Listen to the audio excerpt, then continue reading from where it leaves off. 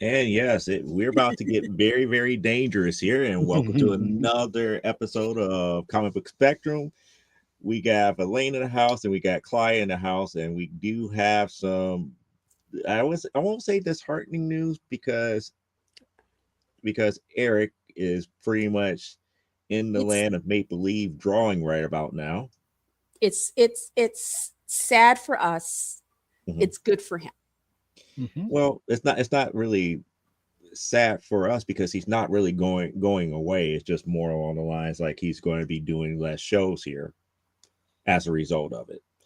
And to be quite honest, he did bring a lot of aspects for like the toy side of things that we talk about as far as the different toys and everything. So hard shoes to fill, to be quite honest here. But that makes it 10 times harder on a couple of other things here, such as you never know who might get that nod to be like, hey, we're looking for a couple more people, and there might be auditions and stuff here soon.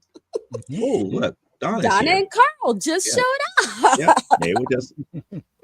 They were just waiting for the show to start here.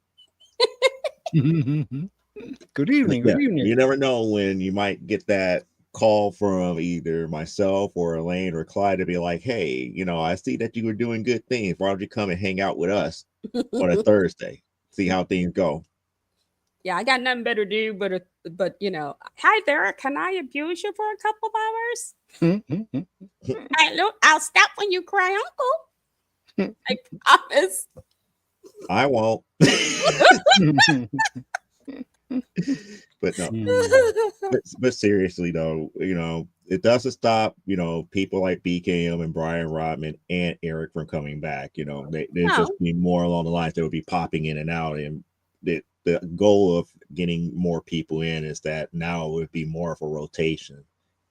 You still got the original four, and then all the new people coming in. Just think about it. It's like we're kind of forming our own electric company, how people were coming in and out. That's right. Rita Moreno was not on every episode. Mhm. Um, Neither was Bill Cosby was not Bill on every Cosby. episode. Well, no, but they had several people who Mhm. were not. They were. She might be there for a half to maybe 2/3 of a season, depending on whatever else she was doing. Um, you know, Morgan Freeman wasn't there for every episode. The easy reader. Oh, I so love the Easy Reader. I would love to meet him just so I can tell him how the Easy Reader just made such a difference for me because this was a black guy telling us that it was good to read. Cool. It was very Yes, Cool, it cool was to cool. read. cool to read. Reading was a cool thing. It wasn't just fundamental. Mhm. You I, know? I so remember the crossover episode that he did on Sesame Street. Oh yeah. It was like Mr. Hooper's store. I forgot the guy's name. Not the Mike. I think his name is Michael, the college student. Oh, And you're talking. they were about to ask. It was like, what are you going to do with all these old newspapers? It's like so many. It's like 2 weeks of old newspapers. Like, don't worry about it. I think I have a buyer lined up for it. It's like he just want to buy it, buy it as is. And it's like, wait, this guy is going to buy old newspapers? Yeah. He just loved reading things. And next thing you know, here comes It was the Morgan Easy Freeman as Reader. the easy reader. It's like, hey, my man. It's like, oh, I see that you got the newspapers. Great. I'll take every last one of I used to love it because he also had I loved, he had the afro, he them. had the sunglasses, you know, he looked like a Black Panther, but without the firearms. So He did, and he was always down to earth and everything. And he was so willing to tell you everything that he read. yes, Yes, you yes. know, and if you didn't read, that's when he was like, he was not happy with you if you did Mhm. not read. If you read, you were like aces in his books. Like I said, I love me some Easy Reader. I felt he made me feel like less of a nerd, Yeah, yeah. because here was this, and he reminded me of a friend of my mom's who used to read poetry to me when I was a kid. So,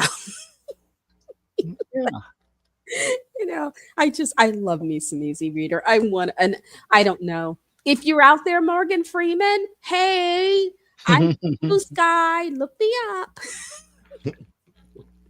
Now, 50 dudes claiming to be Morgan Freeman will pop up in my blue sky. Well, you never know. I might end up going to another San Diego Comic Con and might end up bumping into him. Oh, that would be cool. That would be nice. I mean, it's not like I haven't bumped into celebrities there. It's just I was how about to say, if you're major. going to bump into celebrities, SDCC is the place to go. Mhm. Because I know there are people who go just to be there. They go in they'll go in costumes, Mhm. so you won't know it's them. When they were getting the Hobbit movies out, Lee Pace, I think I told this story. Lee Pace was around in this big weird robe and a Yoda mask, which to me was like, and nobody noticed there was a 6'5" Yoda running. No, But then it's like, they know it's a 6 foot. They know it's the 6'5" Yoda, but they're not going to put two and two together to figure out who's in the mask. They're just like, oh, it's a 6'5" Yoda. Just another day at Comic-Con. But it was like when he told that story, I was just like falling over. It's like, oh, it was a good thing I wasn't there because you'd have been in such trouble. Old lady shot at Comic-Con for harassing hot young actor. He just looks like such a pretty elf king. I couldn't help myself. So how has everybody's week been? It's been a without getting political, it's just been a kind of a crazy week. And the holidays are upon us, which makes things even crazier because we are prepping for things. I need to get my picket signs. Okay.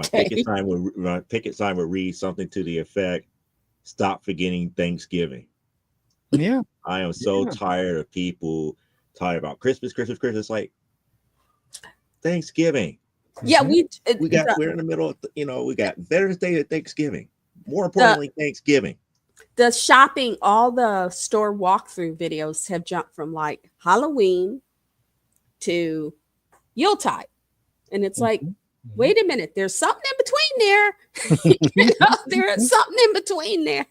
Or maybe it's just us and the rest of the world has decided, stop, down. Shh. As long as WKRP's turkey giveaway is part of pop culture, Thanksgiving will never go away altogether. Well, they're trying to do it because again, Mariah Carey is stepping in November 1st on some radio stations already with the stupid song. I was like, it's not time yet. And some people have told me that they will play her stuff until the end of January. I'm like, well, no, because Boxing Day is January the 12th, and that's the end of it. If you go by the British tradition of Boxing Day, we're done on the 12th. Come on now, let's move on. Although, with as much, the kind of I'm sorry, my youngest is watching something interesting. He's watching something. He's very excited. But as much stress as people are going through and things, if they want to play Mariah Carey, if that helps them right now, great. I mean, what you love, go ahead and indulge. I will not slam anybody for indulging in the things. If they're still posting things about Halloween, that's cool. I don't mind. If they want to start Christmas early, I don't care. It's fine. If they want to put up Macy's Day Parade balloons all through the month of November, more power to them. That's fine. So. Well, the Macy's Day Parade is Thanksgiving, and it's the 28th this year. So technically, you can have those up all for the entire month. It is a Thanksgiving type tradition, just like the college bowl season is a Thanksgiving tradition, but nobody remembers that. Nobody talks about all the college football games until maybe around after Christmas time, closer to New Year's, because that's when the national championship games are normally played.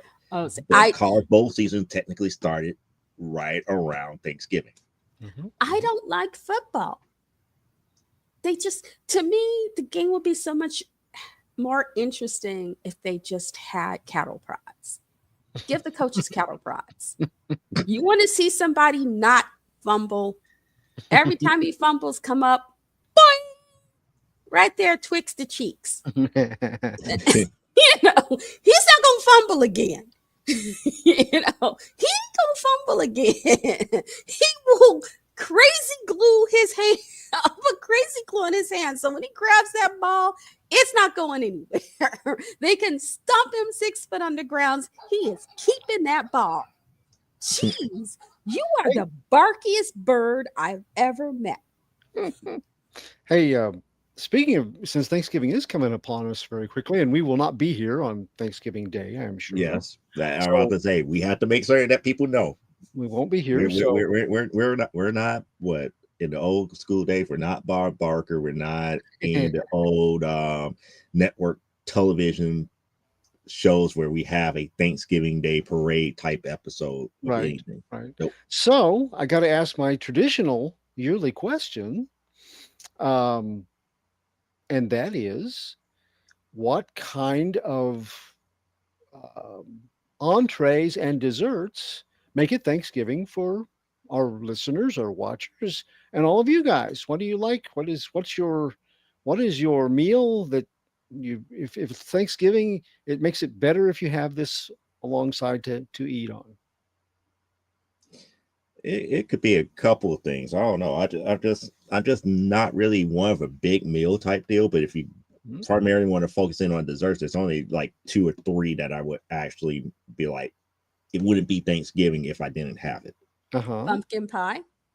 That's one. Pumpkin pie, okay. Peach cobbler. Even though most of my family don't like pumpkin pie. They like sweet potato pie. I don't care too much for sweet potato pie, but I like pumpkin pie. Right. Okay. Yeah, peach cobbler. There you go. You're talking my mom's language now. Yeah. I start cooking the day before because I do 2 types of stuffing. I do a brioche. Aldi sells this brioche stuffing, and I make 2 batches because one batch is just sausage and mushrooms, and then I will do some extra onion and celery.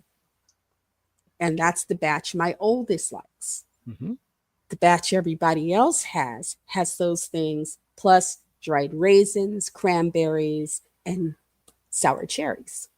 Okay. So it's the loaded stuff. Charles does not like the extra fruit. So I have to make 2 stuffings because otherwise there's no peace at my table. I also have to bake 3 quick breads because, as we mentioned, the Macy's Thanksgiving parade comes on Thanksgiving morning.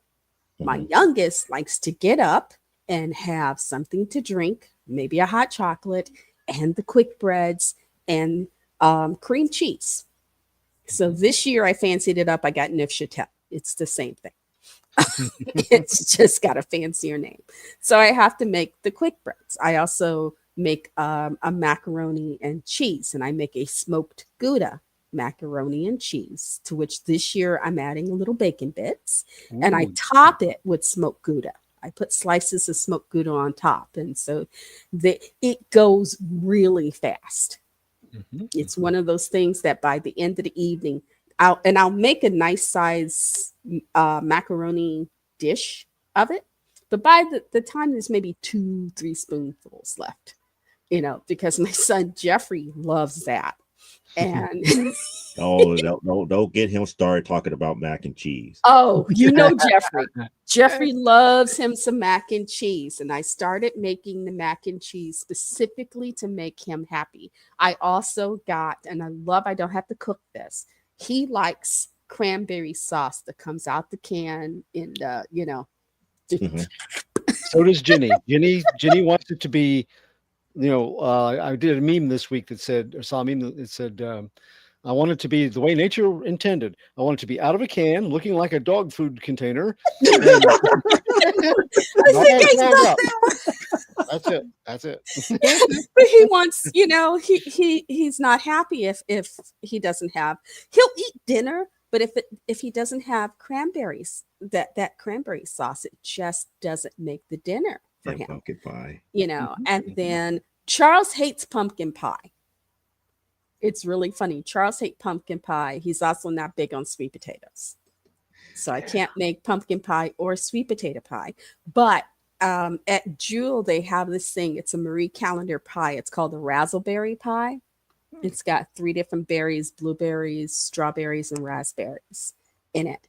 That's his favorite pie. So, I get a raspberry pie. Or some years I won't get a pie. I won't buy a pre-made pie. I'll make homemade lemon cream pies because that's my goddaughter Courtney's favorite. So occasionally I'll make lemon green pies. But that first night, it's okay. Make the mac and cheese, make the stuffings, bake the quick breads, do the pie. Luckily, because we only do a turkey for Thanksgiving. And I have a 16-pound bird sitting in my fridge from all Oh yeah. going, hey there, I own your freezer. We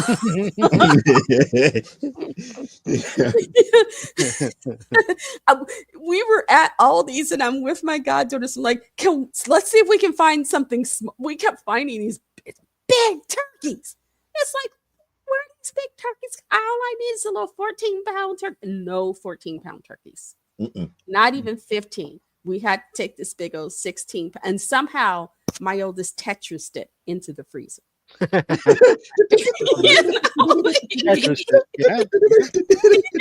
Now here's a variation on the dessert things we're talking about. Carl said, turkey and pumpkin pie, but he said the mac and cheese Gouda with the bacon bit. Oh, that sounds wonderful. Yeah. But here's another variation that I've found in asking this question that it comes up. A lot of people are, they have certain fruit pies they like, certain pumpkin or what was the other one, Joe, that you said your family likes? Sweet potato. Sweet potato pie, pumpkin pie. But then they get into the other dispute that splits families right down the middle: Ready Whip or Cool Whip. Oh, cool.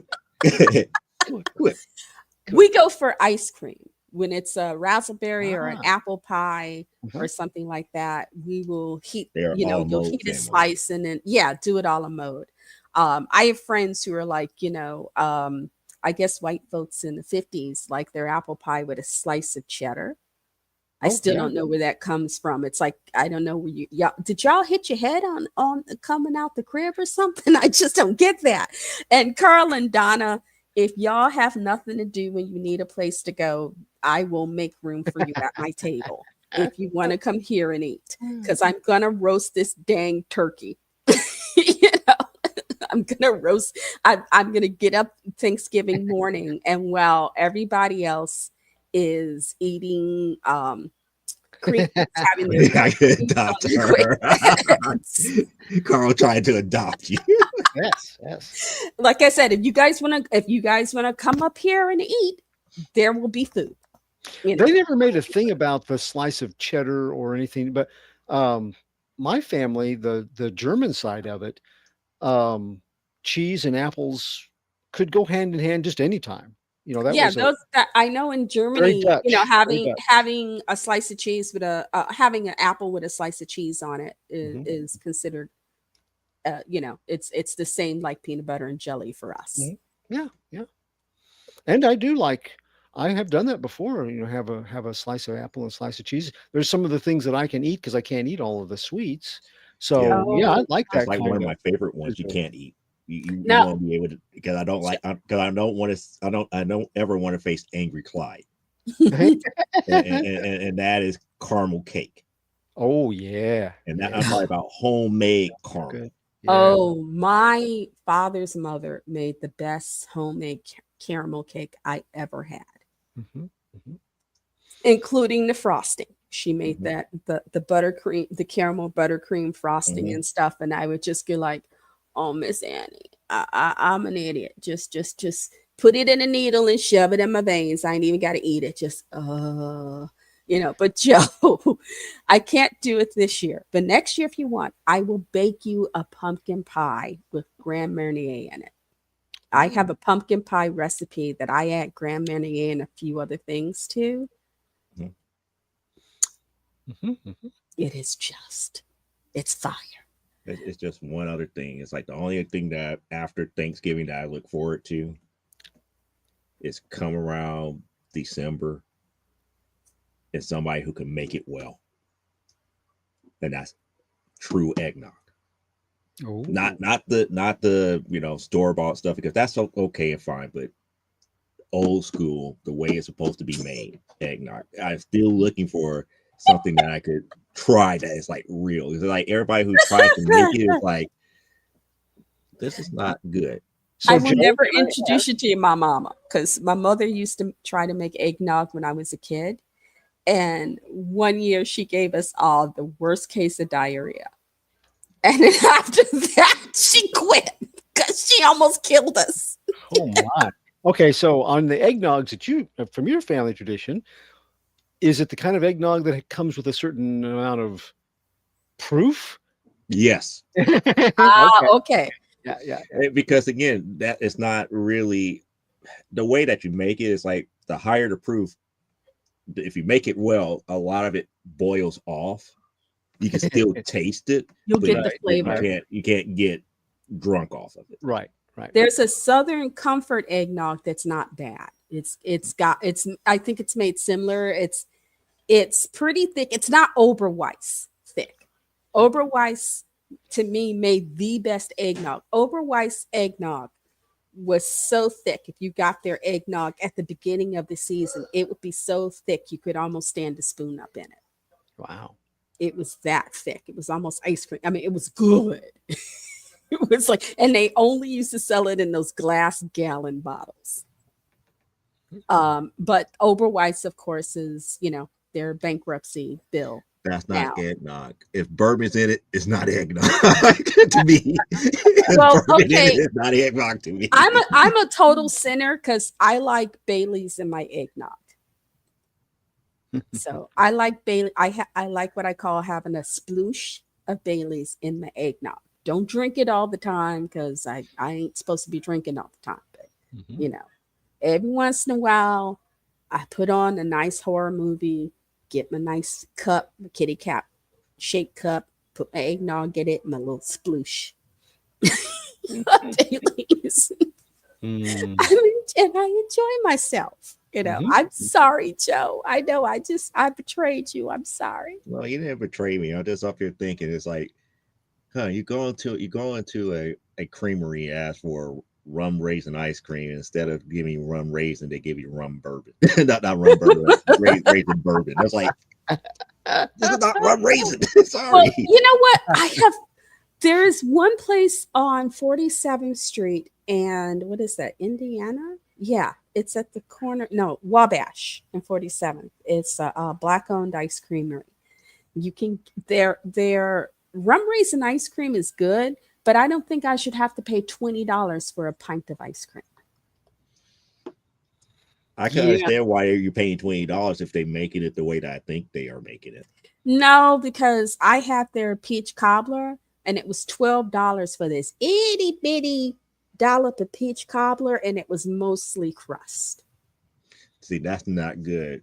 But if their rum raisin is made off of top shelf rum, yeah, I can understand $20. I don't think it was made off top shelf rum. We talking 47th and Wabash. We ain't talking, 53rd and South Hyde Park Avenue, Hyde Park Avenue. We're talking 47th and Wabash. The next block west is State Street, We're over talking by DuSable. You we're can't, talking hoi polloi and Jack Sparrow rum. no, it's just you can't sell ice cream with that much booze in it just blocks away from DuSable High School. Ah, Is okay. Right. Yeah. Well, again, I don't put it past them because think about it. It's like you have Jones Commercial in the heart of the South Loop, and you got places that sell alcohol like doors Just away. yeah, just doors away. Uh, but Jones isn't what Jones used to be. So Yeah, that's true. Holidays and Oh, it's nowhere near where it was when I was going to high school because it was that school was overly competitive, and you have to be in business attire each and every day. and you had to, and if you weren't from a well-to-do family, getting into the only school harder to get into than Jones at the time was the Latin school. Hmm. Latin school, which is the top Catholic high school. Actually, they do K through 12 Latin school, but they're like the top Catholic school in the city. And they're just not that. In fact, they're just east of what used to be Cardinal Bernardine's residence, um, which is this huge mansion. And it always cracked me up. Friends, saying, "Wow, for men who talk about living piously and eschewing, and in poverty, he's living like a king." That mansion is just not, and because it's not a simple, it's a complex. It's not just a building, it is a complex. Because there's where he lives, the male staff, and then they keep a small convent where the nuns who serve the archdiocese also stay. It's quite the little complex, and then it's got also the lovely land around it and the bunnies. It's really great when you see the bunnies running around the lawn, or at least there used to be bunnies running around the lawn. you our know, but our holidays used to also consist of my mom was, it could be Thanksgiving, it could be Christmas, it could be both, but it wasn't Christmas or it wasn't the holidays unless you had no baked cookies with walnuts ooh, inside each one, and she was big on pecan pie, whether you say it pecan or pecan. Pecan. pecan. um, that was one of the things that would be part of, especially Christmas, but Thanksgiving too was, it was a time to fix See, pecan pie. So you mentioned another dessert that could start fights, Uh, especially if you don't know how to make it correctly. It yeah, will start fights. I mhm. like a good pecan pie, except both Jeffrey and my youngest Jonathan are allergic to nuts. Oh, wow. So we don't have cookies with nuts or anything else with nuts in it Yeah, yeah, because it's that's not good for them. right. So I try to keep um my menu, and I will ask people, like if I have someone coming that I haven't had at table before, it's like, do you have any food allergies? Right, And right. then we have a couple of friends, sisters who lost their mom on Mother's Day, and we offered to bring them to the table for Thanksgiving. One is coming, the other is not. And it was like, and I had just found butternut squash pasta for her. Ooh. So it was like, oh, I've got butternut squash, I'll put some honey butter on it. Donna, Donna has Donna. Yeah, I just don't like nuts in my food. I have enough nuts in my life. Hey. Ah, Oh, Yeah, but John can't eat nuts. They make him very, very sick. And same for Jeffrey. So I try not to have even if everybody else can, it's like, okay, I just don't even want the, I don't want the temptation there.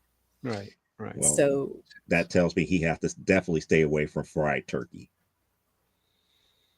oh, because it's made with peanut oil. I don't fry my turkey. I roast my turkey. I have herb de Provence for my turkey. And Trust me, if I had a choice between fried turkey or roasted turkey, I would lean more towards fried. no, I'm gonna roast my turkey. It's a different flavor altogether. It really is. I get that, but one of the last churches I was in, we had a visiting pastor, young black man. He was talking about this was when turkey fryers were just becoming all the rage. Oh, And he was It talking became a about can. how It became a can. set, he set fire to his garage yep. Yeah, Yeah. they're dangerous. There trying to fry this. And he was like, and it wasn't like he said, I learned to listen to the counsel of women because he had filled the peanut oil up to the top. And his No, wife and his auntie and his grandma all said, we think that's a little too much oil because it was a 20-pound bird. And he didn't just put the bird in, he dropped Mr. Gobble Gobble. he murdered that turkey. Killed the garage in the tree. We used to, when I was working 911, those years became very, very memorable, and people trying to get off, not having to work on Thanksgiving because we had so many of those. Well, I thought it was all thawed out. Well, it had ice in the center, and that also causes fires with. But boy, there for a few years, that was just a lot of turkey fryer fires. The only thing that I remember as a little girl, the word creosote used to scare the crap out of me. Yeah. Because here in Chicago, two types of people had fires during the wintertime. Poor people trying to use their ovens to heat their apartments, and Right. rich people with their fireplaces in Lincoln Park. Yeah. Yeah. Or the suburbs. And they used to have these, and I had to learn what creosote was because they were always saying, well, there was creosote in the chimney, and that goes off and the whole thing, it's like a matchstick. Mhm. And I had to learn what creosote was because I was scared to death. It's like, is Mhm. creosote, is it, because Yeah. they would never say what creosote was. They would just say it was the culprit. And it's Yeah. like, okay, is that an animal? Is it a mineral? Is it a vegetable? residue. It's the residue. Mhm. But if when you're a little kid and some of the scariest pictures, other than the stuff that came out of the 70s, I was showing my goddaughter pictures from Kent State and the little girl in Vietnam. One of the second scariest pictures, or the saddest pictures, were, and it was always in the Sun Times and the Daily News in Chicago Today during the winter, the firemen with the helmet on and just mounds of ice Icicles. Yeah. dripping off. And Yeah. it's like, oh my goodness, and it's like, that's got to be the most uncomfortable thing Mhm. because you're doing this, you're getting water spray back. It doesn't even have a chance to all drain off before all that ice is just forming And you can't see. and you can't see. And I I'll mean, let you know. I had mentioned it a couple of shows ago, but our oven is an old Kenmore, um, and the oven heating element had gone out of it. I wasn't sure I could get it replaced, and I not the handiest guy in the world, but with this time of year coming up, we need to have our oven where we can fix things. So I ordered a heating element online, and it came in, and you will be happy to know that first time heating element changer in a conventional oven, electric oven. Ta-da! It's all working good. There's no fire. There was no creosote did not enter the picture, so we're all Yeah. set up. But I was round Translation. of applause. Translation. Clyde turned it on and did not go boom. that's right. YouTube comes through again to teach me how to actually get in there and pull out the old one and put in a new one, and ta-da! We're good. You can learn everything short of how to properly do chemotherapy. These days. Yes, You yes. know, you want to learn to be a coroner and perform autopsies? I'm sure there's a channel somewhere on YouTube for Uh, that. There's got to be a channel for it. It's like, holy crap, a moly, because there are so many. And if you can't find it on YouTube, they have it on Skillshare. Mhm. Yeah, probably so. 'Cause I'm about to say it's like I haven't come across any channels on YouTube that just tell you how to be a mortician and learn how to dig like 6 feet deep ditches without causing any damage to any pipelines or anything in an area. And you know, if it is, Brian Morris has put it up there. He used to be a mortician for a bit himself. He's got Morticians BU on Yes, on YouTube. Oh, you know he's gonna kill you, right? He probably would be proud of it. And yes. He he's was like, actually, "Yes, I have done embalming. I'm yeah, good at it." yeah. Yeah. Then he give it that smile and that wink. Yeah. Oh Speaking of the holidays, I saw where he's part of a little Christmas movie production. It's coming out next month, where he plays kind of a Scrooge. He's the villain of the piece. So I gotta watch that. I gotta have to download it, buy it, and download Yeah, we get to see the thing that he hates the most, which I rarely get to see it, but people have shown me pictures it. of where he calls. It's like, well, Cookie constantly tells us like, stop having that resting bitch face, and it's just like it's not like he's looking angry or mean. It's just how Yeah, he is. And it's like, yeah. it's like, no, you don't have that. Then I saw pictures. I was like, how does this happen to you? He works hard to not have it. He has Right. to work at it. But yes, yes. Some people That's just it. have scowly faces. You know, it's just weird how that works out there. I've met a few people with scowly faces who tell the best jokes ever Hmm. and have amazing senses of humor. But if you didn't know them and just saw them walking down the street, you would think that person was a serial killer. They would. You know, Yeah, because yeah. I've known some guys. You know, they walk down the street and it's like, you know, and it's like, okay, I'm gonna go 6 blocks that way just to not have to see you on the street again. You know, they just have that look like, you know, don't even breathe too loud in my presence. And then you get and you talk to them and they're like funny and they're very sweet and stuff. And you tell them, it's like, do you know what you look like when you walk down the street? Because you walk down the street like, you know, I just killed me Oh somebody and no. ate their liver. Uncle Carl, Aunt Donna, have a good Oh, evening. Yep. Yep. I did them night They night didn't make the full hour. I know. We still got about like 20 something minutes before before they stupid were clock due. hit. Yeah, he said he had to get some stuff done before stupid o'clock tonight. Yeah. And Hey, oh my goodness, no Leia. yeah. Oh, yeah. Oh Hey, my She's been busy. No, actually, she's been oh, busy. okay. She's been doing her thing.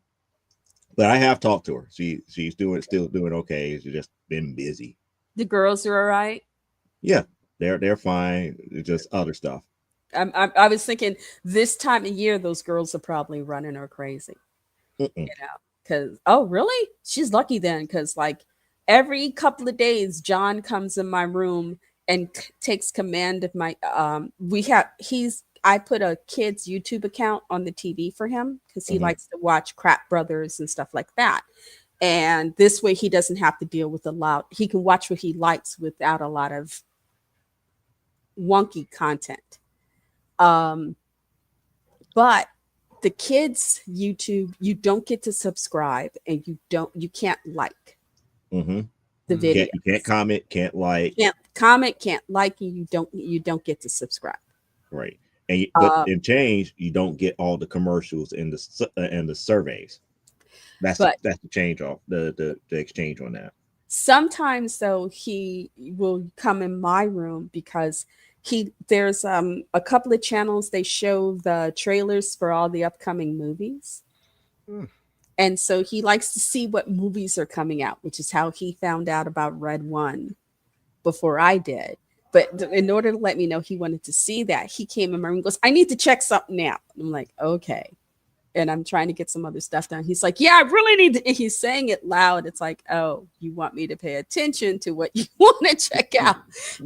And I had like the day before seen the Red One trailer. Hmm. So I knew it, but it was like, oh, he's like, see that. I want it. It's like, got it. You want to see that. So I told my mom, And so she sent money and we got tickets. We Nice. have a well, taking him to the movies because he doesn't do well with huge crowds. Mm.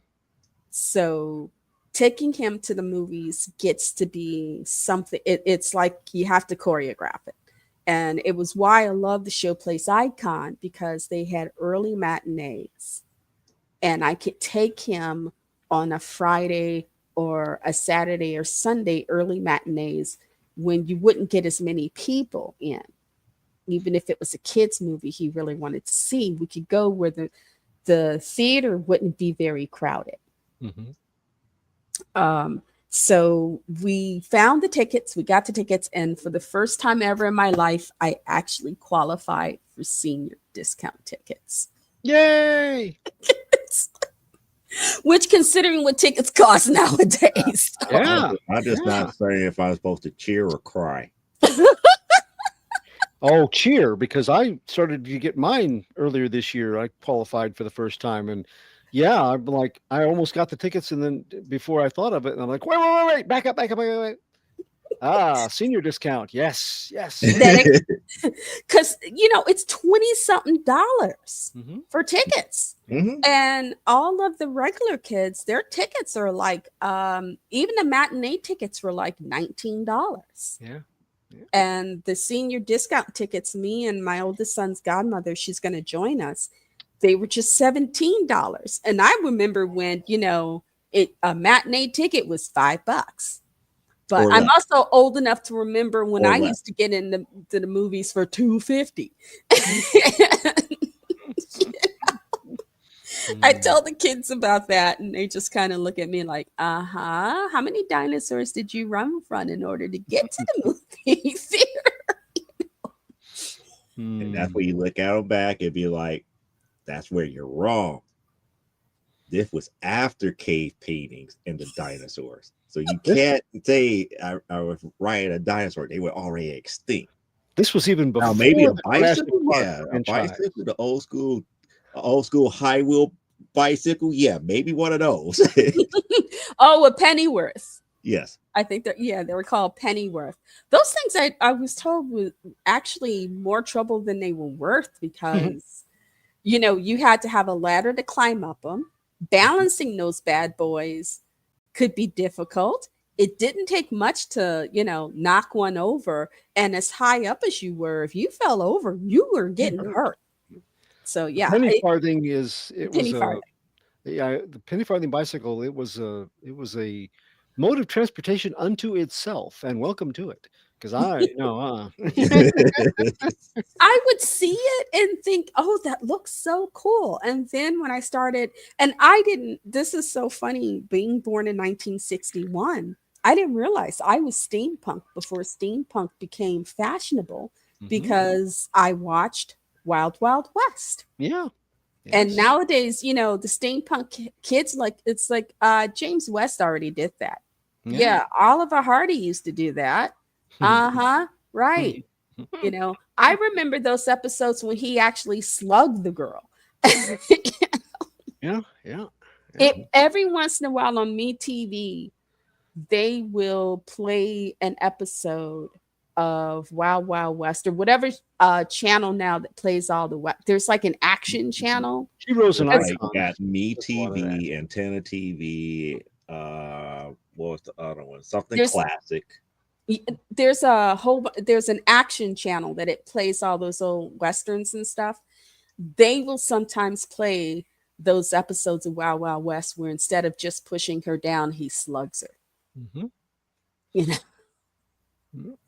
And they're like, wow, it's like they could do that. It's like, they did it for a while. Stab him, okay? She did have a knife. She was gonna stab him, so he had to fight her off. But right. That's like, she had a knife, caught her by surprise, pow. Or she had a gun, she drew down on him. He was swinging for the gun and made contact with her. No, it was the same thing. She always had the knife because she pulls him in for a kiss, and then you see her arm go up with the knife, and then you're talking about the animation. The animation. The animation, it's like pulls him in and everything, and then you see the knife about to get ready to, give him, shank him in his back, and she spins around and slugs her. Yeah, and then I guess women's groups started to, complain that the hello that promotes violence against women, so they changed it to a shove. Hmm. Because Speaking of violence, and ooh, have you guys? Did you get to watch the Penguin?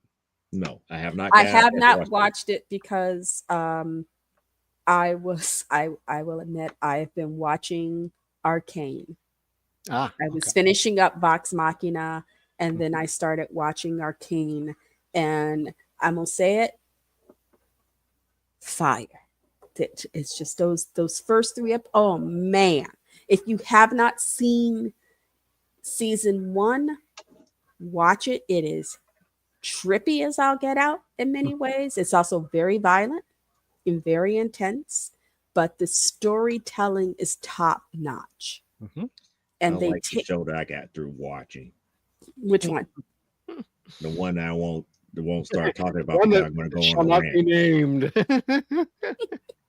My daughter finished watching. I think she binge watched all of the Agatha season. She really liked it, but Okay. um, the the Penguin. Oh my! Um, it's a Matt Reeves center corner of the DC cinematic universe, but it is you're going to be seeing a lot of it getting nominations for Emmys, and I think well deserved.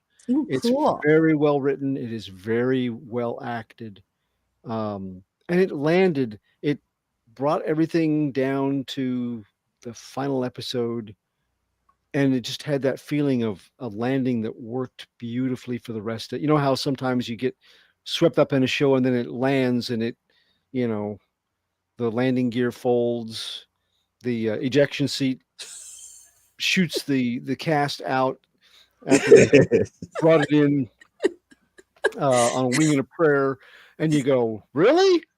I was listening to it, and that happens. Well, no, this is this Oh, is, and they had a belief that they wanted it to be good, whether you saw the Batman movie or not, oh, good. whether you wanted to see the Batman 2 movie or not. It just stands on its own as how this criminal becomes the Penguin, and it's just chef's kiss. Well done. Yeah, Well I've done. heard people. Yeah, I've seen a couple of the episodes, the early ones, and it's like it's probably one of the best Batman series that doesn't have Batman in it. Yeah. And Yeah. I'm glad they didn't. They make it work that it should not have. It would have detracted from it. Yeah, I from what I've seen, it's like if you brought Batman, especially that first episode when she's questioning him and cutting Mhm, him and whatnot, mhm, it's like, yeah, there's I don't see how you could get Batman in here without this becoming a joke. mhm, There's just no way you can do it and stick that landing. And I'm glad that they, because the streaming services are littered with shows that have really good strong beginnings, mhm. but then at the point and they're okay in the middle, but they can't stick the landing. Nope. I know. I know. And They cannot stick the landing, I and was so so afraid that this one might fall into that category, but it did not. It is um and I'm not one of those people that usually like villain shows without the hero being present. But this works, and their whole idea, well, one of the producers said that um, after seeing other projects not stick the landing and be comic book villains, I think he was yelling at Sony. It's like comic book villains as the main centerpiece. Stop it! Just quit! Don't do that. It's bad. It's bad. well, He but I said that the way this one was done, he could see other villains of the Batman rogues gallery having this kind of treatment. To giving them their shot at showing how they came to be what they are. yeah, And yeah, yeah, I can see because that. I'm trying to remember what I was watching. Mhm, Um, oh, Transformers 1, and I don't want to give it away, but it talks about Optimus and Megatron before Mm-hmm.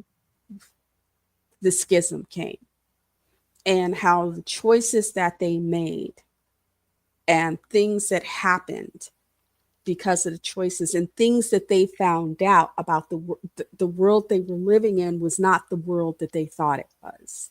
Mm-hmm. And how those things kind of flipped for both of them. You know, they both came up to the same conclusion, but they did it for different reasons. And while you end up understanding Megatron better, it doesn't make him any less of a villain. It was one of the things I liked about it. It's like, okay, it doesn't make him less of a villain, but at least now you know why things between them are the way they are, why they have that sort of love-hate relationship Mm-hmm. between Optimus and Megatron. They explain it so clearly. And it's like, okay, I get it. But, you know, the adult in me is sitting there going, okay, yeah, you had choices to make. And you made similar choices, but you made it for specifically very angry, selfish reasons.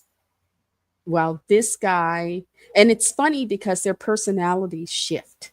I don't want to give spoilers, but the way they start out and the way they finish are two, it's like they're parallel, but who they are in the beginning kind of shifts to who they become at the end. Hmm. Now, fess up here.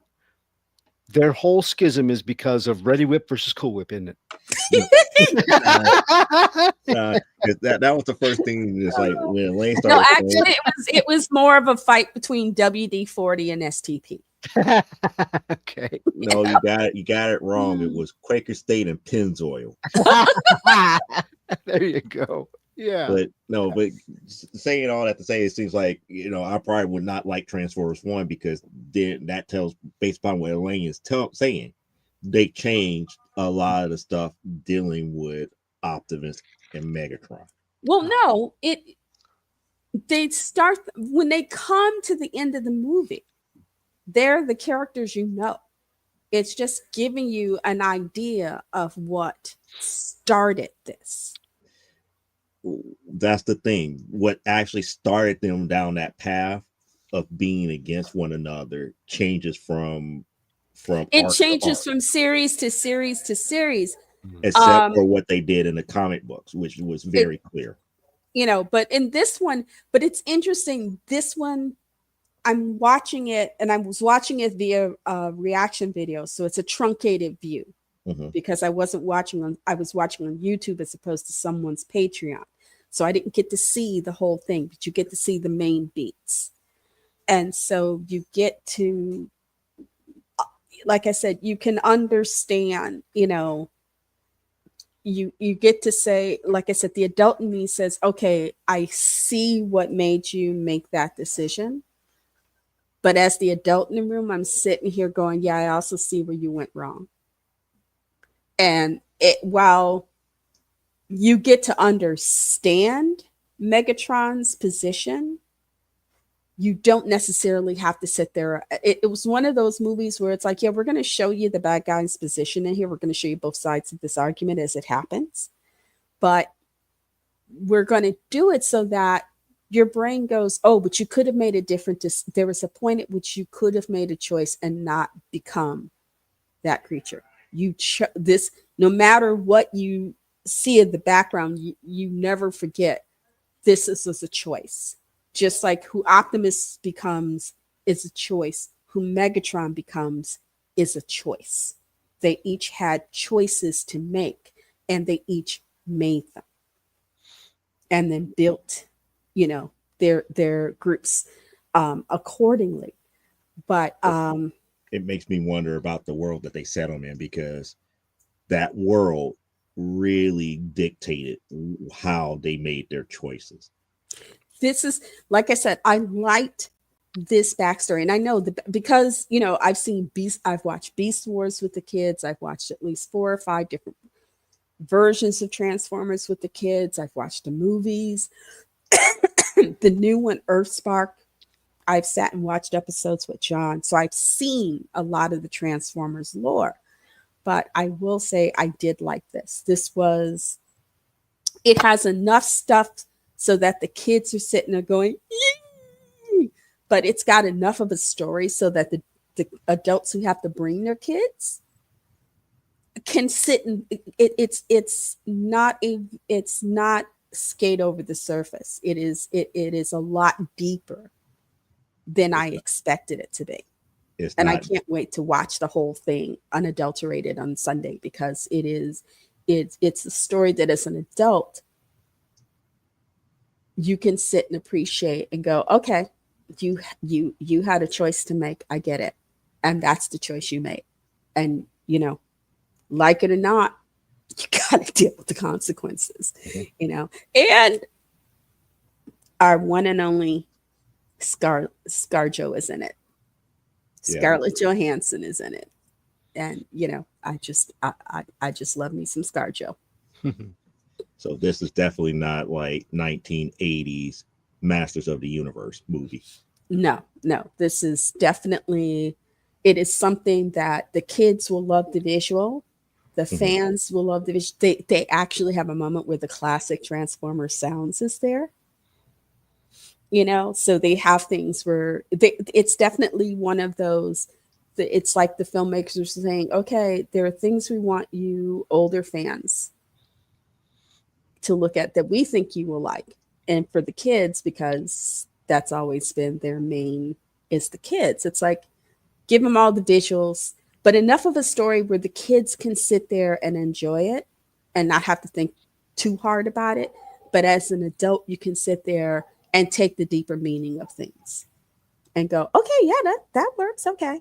At least for me. For other people, that may not be, depending on how hard you are on a particular Transformers lore, it may not be your thing. So I'm not going to say, hey, this should be your thing. Yeah, my understanding of this, and this is me understanding Transformers lore, Megatron and Optimus both had a choice to make. Mm-hmm. What boiled down to it, keeping it within the lore, what boiled back down to it, one actually betrayed the other. In and this because one, go ahead. Megatron does see a choice that Optimus makes as a type of betrayal, but it's not. The actual betrayal is something else, because it's not just a betrayal to them. It's a betrayal to their entire society. And I don't want to go. Well, that's part of the lore, because in order to understand the lore, you have to understand the society that they were in and their station in that society at the time that the betrayal happened. Yeah. And it's interesting because they also tied it back in to the live action movies. They actually, the spark of, what is that spark, that thing, the all spark, not the all spark thing, that where it's the spark of command or whatever. It's not. Oh, you're talking about the matrix of leadership. The matrix of it brings which the matrix technically of has the last part of the all spark in it, but it a lot of it centers around the matrix of leadership and what happened to the preceding generation of primes. So they do get into a lot of that lore. Oh, it was good. Like I said, contact me. When are we watching this? Saturday, Sunday morning. I will give you my sign in for my Fandango account, because you have 48 hours. I'll probably see it probably sooner or later. I'm not no rush, but I rented it. You're hitting on where I was getting at. Because you have to understand the concept of the primes. Yeah. And in order to understand that portrayal. And that portrayal could go either way. And that was the whole thing. It was always a perception about who betrayed whom. But it wasn't really anything that Megatron or Optimus, or I should say Orion, could have done. No, It this was it was something. more the decisions of that prime aristocracy that led them to have that betrayal. And when they discover what that betrayal is, it then lays the groundwork of both of them becoming who they are, because it's their reaction to it. And it reminds me of seeing a thing that happened about a week or so ago, where somebody fought a really good fight and got whacked. um I don't know if you ever saw the movie Ghost in the Darkness. Mm-mm. Yeah. Yeah. Great movie. Val Kilmer, Michael Douglas. Hmm. Val Kilmer is a English engineer, or is he Irish? Maybe he's Scottish. He's trying to build a railroad that's supposed to cut across a section of Africa. And as he's working on this railroad, and it's based on a True true story. Yeah. story. You can actually see these lions at the Museum of Natural History, um, the Field Museum.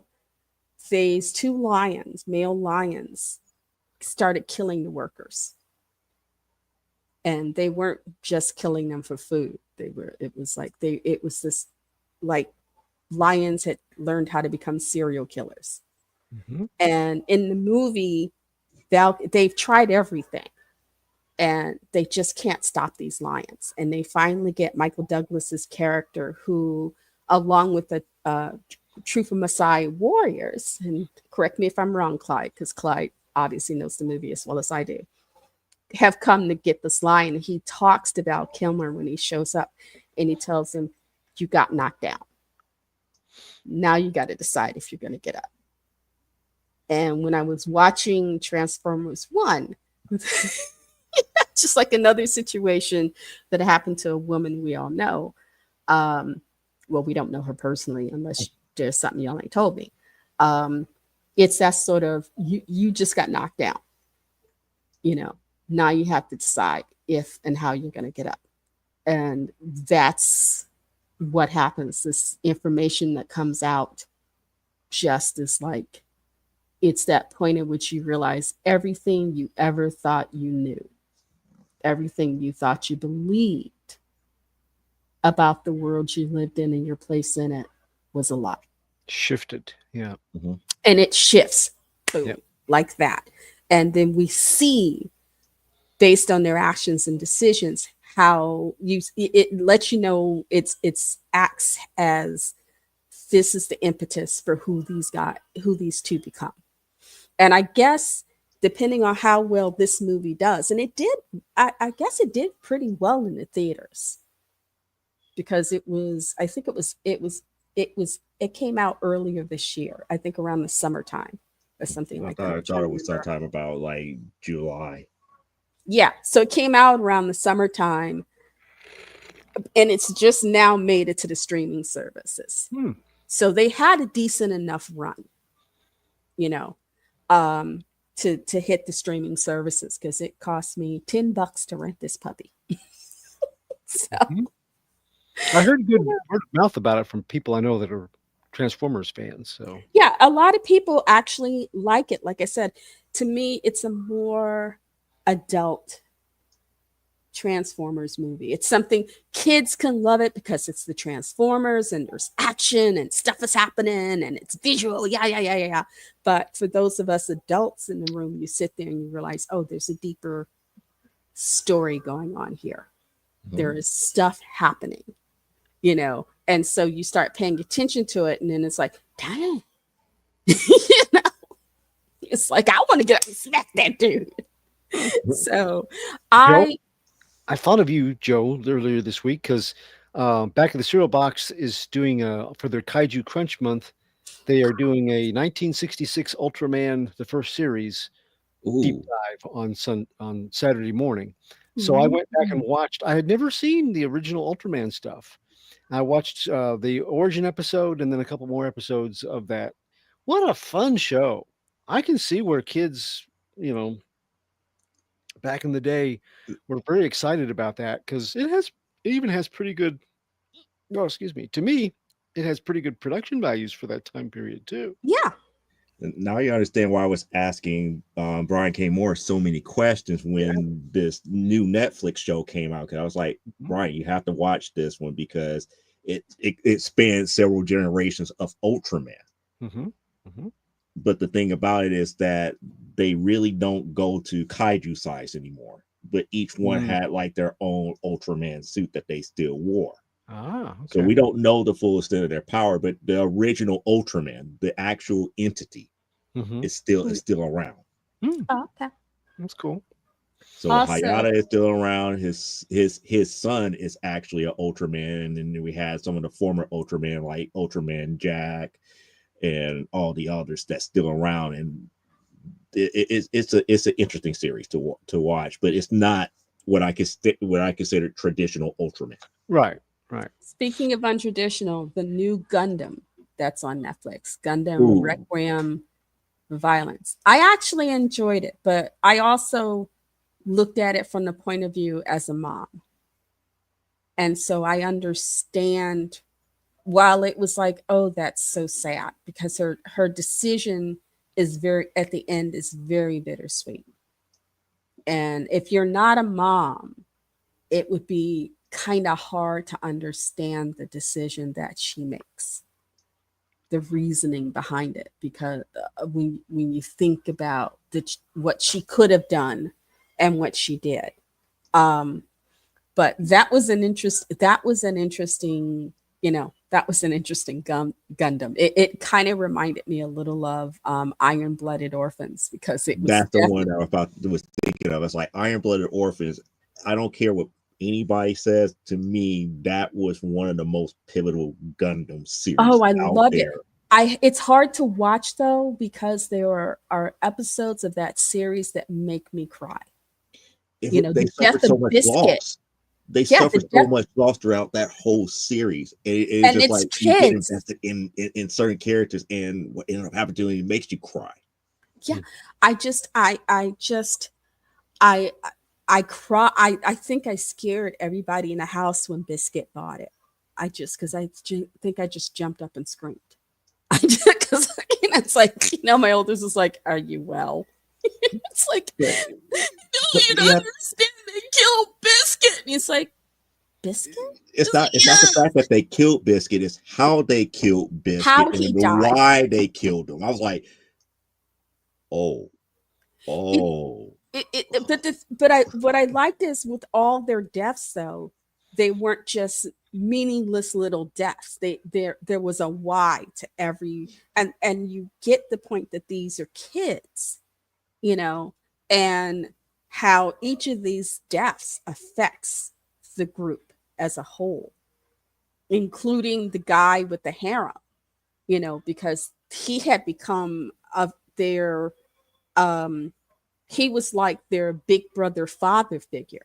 There's sorry, Clyde, you're looking like, what on earth are they talking about? No. Have you No. seen Gundam Iron Mm-mm. Blooded? Oh, it is a great series, animated, originally Japanese. Mm-hmm. And it happens on Mars. This Martian colony um has felt the boot of the Earth Federation for just a little too long. And this young woman, from a very well connected highborn family, which is why she can do what she's trying to set out to do, has decided she's going to go to Earth and talk to the seminal people who make the decisions about what happens, and see if she can't bring about a situation that will make life better for her people on Mars. She doesn't want life on Earth to be any worse, but she knows there are folks, even though she's been raised with every advantage and stuff, she knows that that's not how life for everyone else on Mars is.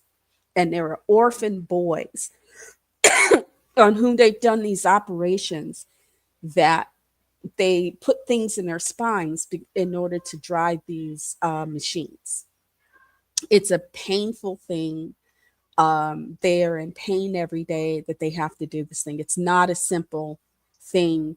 A lot of these boys died. And while she's trying to get ready to go do this, the Earth Federation, a portion of the Earth Federation, because there's guys on the inside of the Earth Federation who are trying to help her get to Earth so that they can have these talks. And there are members who don't want to see that happen, and so they attack. And the people who should be defending these kids run off and leave them. And you have boys as young as, I think the youngest is like 5 or something like that. You had Something like kids that. as But you little missed one other boys, part to it too. But 5 years old to, I think the 16, oldest is, 17, something like he's that. 17. The guy who ends up leading them is like 17. And the older kids realize we're gonna die. They've just run off and left us. The guys who were their overseers and stuff have just run off and left them to die. And the older kids start mobilizing. This one boy, he's like, okay, we need to do this, and this. And he has this one guy who is just like, this kid was born to be a fighter. And they basically hand the Earth forces their asses. Hmm. you know, Like I said, you miss parts of it because you have to understand the warring factions. Because it's born. the young girl that she's talking about was of a faction who were on the fence on siding with Earth or siding with the opposition forces that was on Mars. She makes a decision. She wants to see what's best for Mars. And she connects with people on this guy on Earth who is in charge of he's part of the Africa, whatever, but he's a white guy. Right. But Again, Japanese and their culture and how they Eurocentric and all of that. But he's like, if you can get to Earth, we can talk and make this better. And this group that she originally contracts with was supposed to help her is the group that gets attacked, correct? They get attacked, they fled. Adults all fled they left the orphans. And left all the orphans there to fend for themselves. And the kids were like, we have the older kids were like, we have a choice. We can find a way to fight and survive this, or we can just lay down and die. Well, the older kid was like, yeah, we could either lie down, we could lie down and die, or we could fight. And the other kid was like, what are we going to fight with? And what we have. And one of the older kids is like, you don't realize what they left. And they showed them the Gundams. Mm-hmm. So well, they were left with 3 Gundams. Yeah, they had 3 Gundams, and then they make such a showing.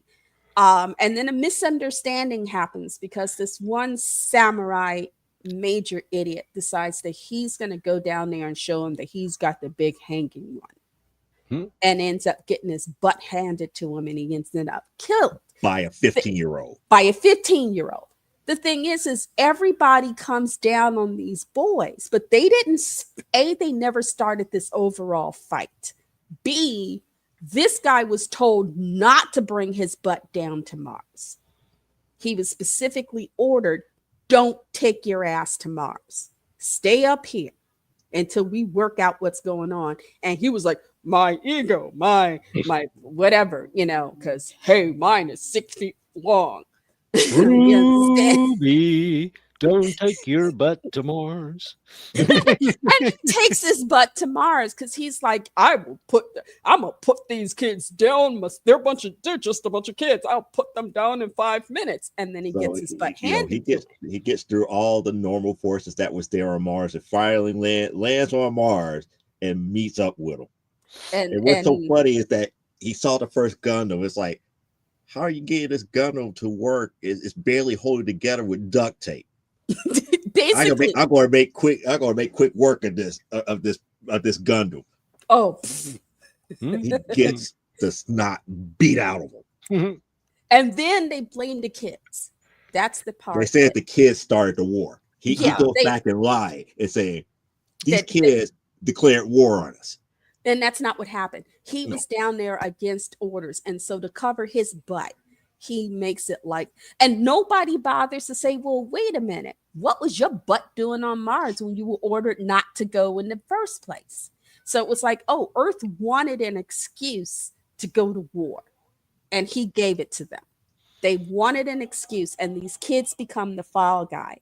The thing is this, and the adults once they realize the kids have won, try to take back the company. And the kids are like, yo, you ran, keep your butt running. A couple of adults who had been part of the company stayed with the kids. And they then stayed on with the company. And the kids formed their own company. They formed their own the company. older lady that was with them? The one that was the like older in, like, lady, the 20s. That's the one that was in the 20s. She was the executive assistant for the guy who was running the division, and she steps in and says, "I'm going to help you manage all of the HR." She helps with the HR and stuff. Biscuit, It would have helped them find resources that they needed to keep those Gundams running.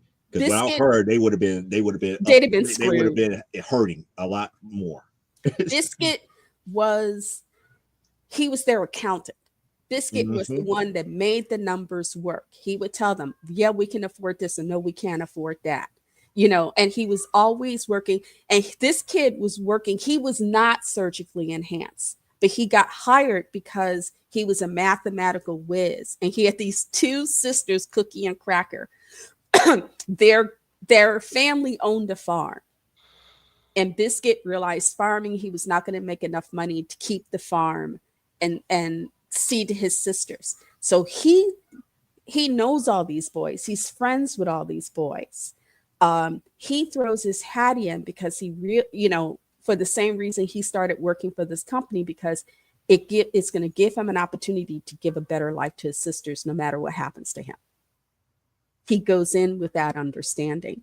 And all of these boys, because they have to make decisions and choices, and in classic anime fashion, they do, as much as they run into enemies, they also run into people who are willing to help them along. The guy with the harem. Oh, I love him. They learned the truth. They started to learn the truth about him. Yeah, they start to learn the truth about their place in society and the universe at large. But at the same time, they're also learning about the machinations that they're caught up in. And they agree to take, when this girl explains, because she's an idealist, she's well born and she's an idealist. She wants to see this done. And she realizes, these kids seem to be the only game in town that will give me half a minute and are crazy enough to do this. So she contracts with these kids to take her to Earth. And the first season is just them getting her to Earth. And you would think, okay, that's enough. But there are also these great understories. The lady who's the executive assistant, the young girl who comes on board as their cook, right. And this the fact was a good understory and for a lot of why they did what they did. And they become a family, a community, because you see the older ones, they were all treated like crap by the adults. And you see the older ones who understand what that was like, setting things up to take care of the younger ones, to try to give these kids a sense of dignity and a sense of community. And I fell in love with that show. Like I said, the last season, I was just in tears. I cried. The fact that old girl got a backbone, the one that hired them, finally got a backbone at the very end. After her family kidnapped her, she was like, okay, screw you guys. I'm about to finish this thing, because I'm gonna finish this. They haven't stopped. If they haven't stopped, I'm not gonna stop. It's like I said, if you can take a couple of days, make sure you got tissues. Because it'll hit you in the feels. It will.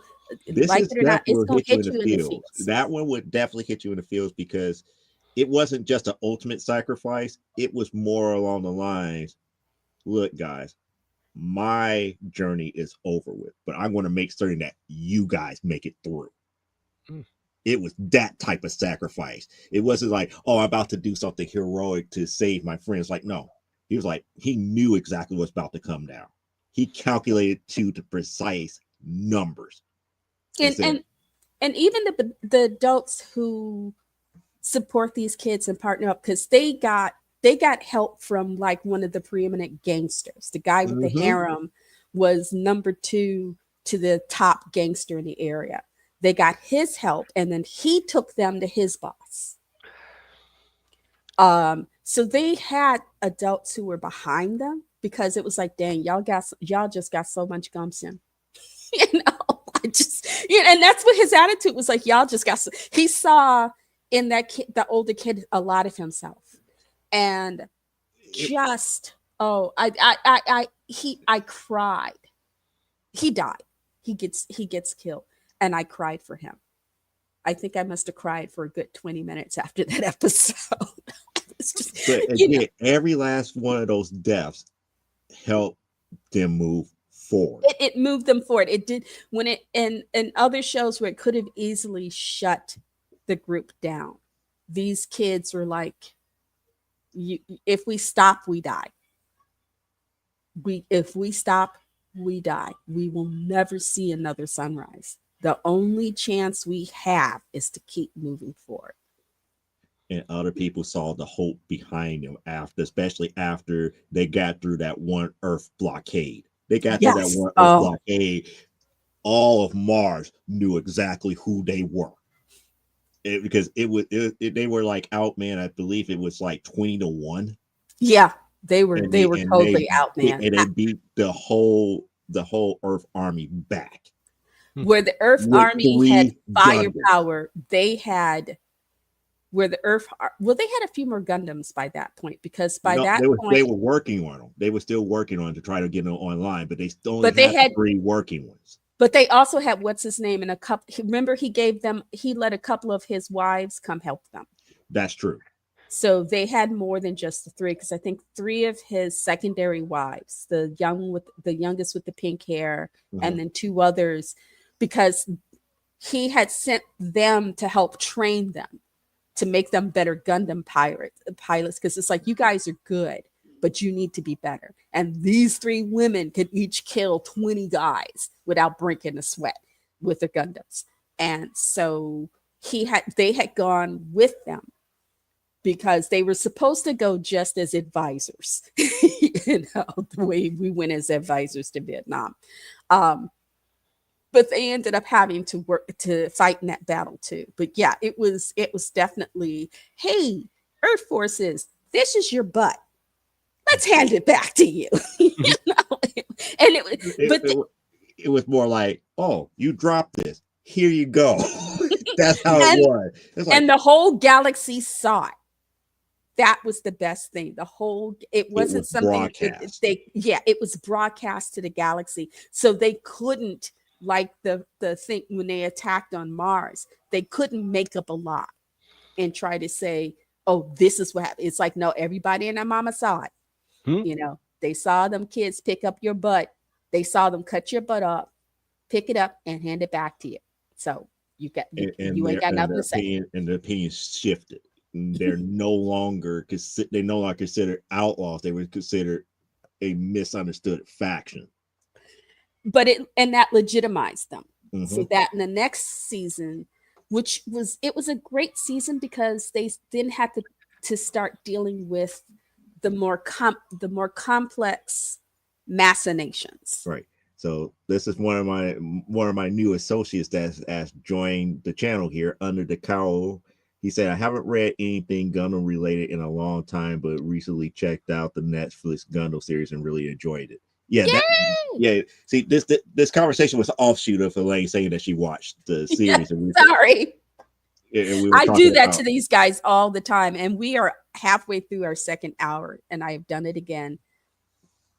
Well, Next week, I'm gonna just tape my mouth closed so I can just sit here, uh, make the kids happy. well, yeah, probably make some of the younger ones happy, but again, to me, it doesn't make me happy. It's like we need interaction. Mhm. We need to talk about anything and everything here. But you're right. It's time for comic book reviews.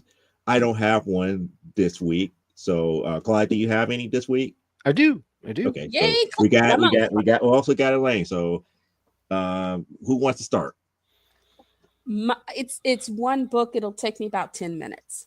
Okay, Okay. so you get this, you get the show right here. There you go. Okay. We are talking about Onward Bound, the Ballad of Sarada Blue Did Man Stand. This originally started, what was this again? This originally started, it was serialized on onwardbound.net. DC Derek C. Chen, or DC Chen as his name, as his friends call him, started this series. It's part of the Rough Side, which I think people have heard me talk about before. He is like me, he's a Tolkien fan. So he has taken elves, orcs, dwarves, goblins, people from the Tolkien tradition and put them in a Wild West setting. And one of my favorite character of his Rough Side characters is Sarada Blue. I'm going to read this. Howdy, name's Sarada, but most folks call me Blue. Reckon you might have heard of me. Been riding a frontier a spell. I done a lot, seen a lot, been called a lot of things. Gunslinger, bounty hunter, mercenary, hero, killer. There's more to the story, of course, and maybe it's high time folk heard it. So saddle up, partner. There's a heap of trouble out there, and we don't want to miss it. Let's ride. And that's the introduction on the back of the book. She is all those things. She is Sarada. She's a bounty hunter. She's a fighter. She's total badass. And she don't need her guns to make you sit in a corner and cry uncle. And this particular book, she is on the trail of a young man. He is a rich man's son who decided that he wanted to be a bad man. So he goes out into the Badlands and starts doing bad things and connecting with bad people to protect himself. As a result, he gets a bounty on his head. And Sarada is the one who ends up having to go collect that bounty. It's definitely a rootin' tootin' shooting time. There's a few great actiony fight sequences, some interesting jokes, including a young man who gets mad at Sarada because every gang he joins, she comes and busts up the gang. He ends up, it's like by the time he takes a shot at her, he's been in 5 different gangs, and every time the gang starts getting good, she comes and busts him up. And the last time, she broke one of his kneecaps. She's like, you ain't holding that against me, are you? But it was a fun read, and what I love about this book, it's family friendly, so you can let your middle schoolers read this. I wouldn't recommend it for anybody younger than 12 because there are a few violent. There's gun fighting and stuff and knife fighting. It's not gory. It's not the way I would do it. It's not in any way gory. Kind of like old 60s Western, you know? Somebody gets shot, but you don't see no blood. You don't see no wounds. They're just shot. But it's a lot of fun. DC, he's a sweet guy. He tells fun stories. And like Joe, he was one of the first people to see what I was trying to do and encourage me. So this is my way of saying, hey, my boy, he wrote this book. You want this book? You can find it on Amazon. I think it was $8.99. So it ain't hella expensive. You can find it on Amazon, so it fulfills Joe's requirement. And it's a fun read. It's a great for an afternoon when it's a rainy, cold day and you can't run around outside and go kill squirrels. Okay? Thank you. Bye. All right. All right. See, that you were right. That was pretty short, to the point. I worked on it. I worked on it. Okay, I still kind of trying to figure out a couple of things, but nevertheless, it's like he said, it was good to hear that. It's good to hear that all, and I'm just late as usual. Yeah, it happens. So now it is time for the gold standard to take the podium here Da, da, for da, da! yes, Clyde, yeah, Clyde. There is Clyde. Here goes Clyde. He gonna do the books. Well, my list of new books is also my friend. Thank you, Peggy. My friend gave me some books that her, I think her son had, or no, I'm sorry, it's her nephew. Her nephew had gone through some of his old things at home and sorted out some comic books, and she gave me a stack of them. And I thought of Joe when I ooh, saw this Uncle one. Scrooge. Yeah, Wow. That's an it's a old one. it's a 1978 And edition, it's but nice. It's nice the, edition. the inside is 1961. So this goes Ooh. back a ways. So, and they had some other. He apparently bought a lot of the Whitman books in bags that came out in like Oh, the okay. 70s. So there's some things in there that are Carl Barks era Ooh, yes. reprints. Yeah. So, but this one was actually gold key. So, and like you say, it's in pretty nice shape. Um, but there was just a real grab bag of all kinds of cool things. Dynamite. Yeah, Really? from the Wow. Marvel Comics era. I didn't know Dynamite had his own comic. And here's one of those Whitman. Yep, the Harlem Harlem Globetrotters. Yep. Globetrotters. Yeah, Yeah. yeah. And this is one I used to read these when I was little. I really liked Super Goof. I never Yes. saw that. Goofy. Yep. Yep. Um, and all kinds of animated tie-ins here. We got the Oh Tom and wow. Jerry. Tom and Jerry. Yep. hmm That cover's been pressed. Yeah. And Little Audrey from Harvey. Oh my God. I Maybe. haven't seen Ooh, Little little Audrey Audrey. Yeah. in ages. And when it came to Spooky. Casper, Yes. I always Spooky. liked Spooky Oh the best. wow, spooky The cousin of of Casper. And she had a whole bunch of Mad Mad magazines from the 70s and 80s. Oh, cool. Yeah. Two of them I was really happy to see. The two of my favorite creators from Mad, the Al Jaffe special. Oh, Snappy answers the stupid questions. Yep. And look how thick this is. Yes. Huge. And then the other one of my other favorites, Don Martin. Oh yeah. Yep. With the sound effect stickers. I think I had that issue at one point. Some tie-ins with movies from. Oh, the Star Trek. They had Star Trek in that issue. Mm-hmm. Oh, the Superman. Yep. So that was an unexpected kind of bonus thing this week. So I've been going through those, but also the new books. So we have Black Hammer, Spiral City. Jeff Lemire comes back to Black Hammer sooner than I expected with an update, a modern day Spiral City story, which has Inspector Insector, one of my favorite little weird characters who comes from the dimension of stories that were never written, stories that were thought of by authors but never actually put pen to paper. There's a whole universe of those characters, so this makes it over into Spiral City. But okay, so you got this wonderful story of a modern day Spiral City, because most of the Spiral City stories we get are kind of Bronze Age, the setting up of the anti-god fights that they've done.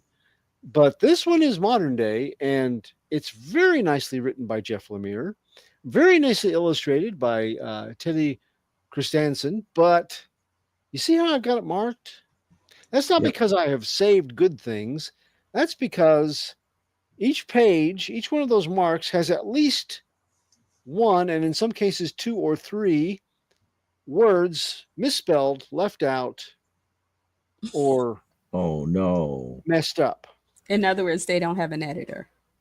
Oh, they do. That's the saddest part. They have. I'm going to name them here just to shame them. Editor Ooh. Daniel Shaban, assisting editor Chuck Howett Lease, What? and assistant editor full-time Foster R. Cuppins. Whoa. You guys I need to lose your jobs, and I can think of at least 3 people that would be able to edit this better than you guys, not including myself. Um, but otherwise, it's one of those. It ends up being at the bottom of the heap because this is a very cool, um, almost like modern day fairy tale story. The Yeah, setup is beautiful. I like the look of it, but I'm one of those readers, and I will admit I'm in my 60s, so it's more important to me. I want the the writing to make sense, Hmm. and I want my words spelled correctly, Yeah, and I want all my words there. yeah.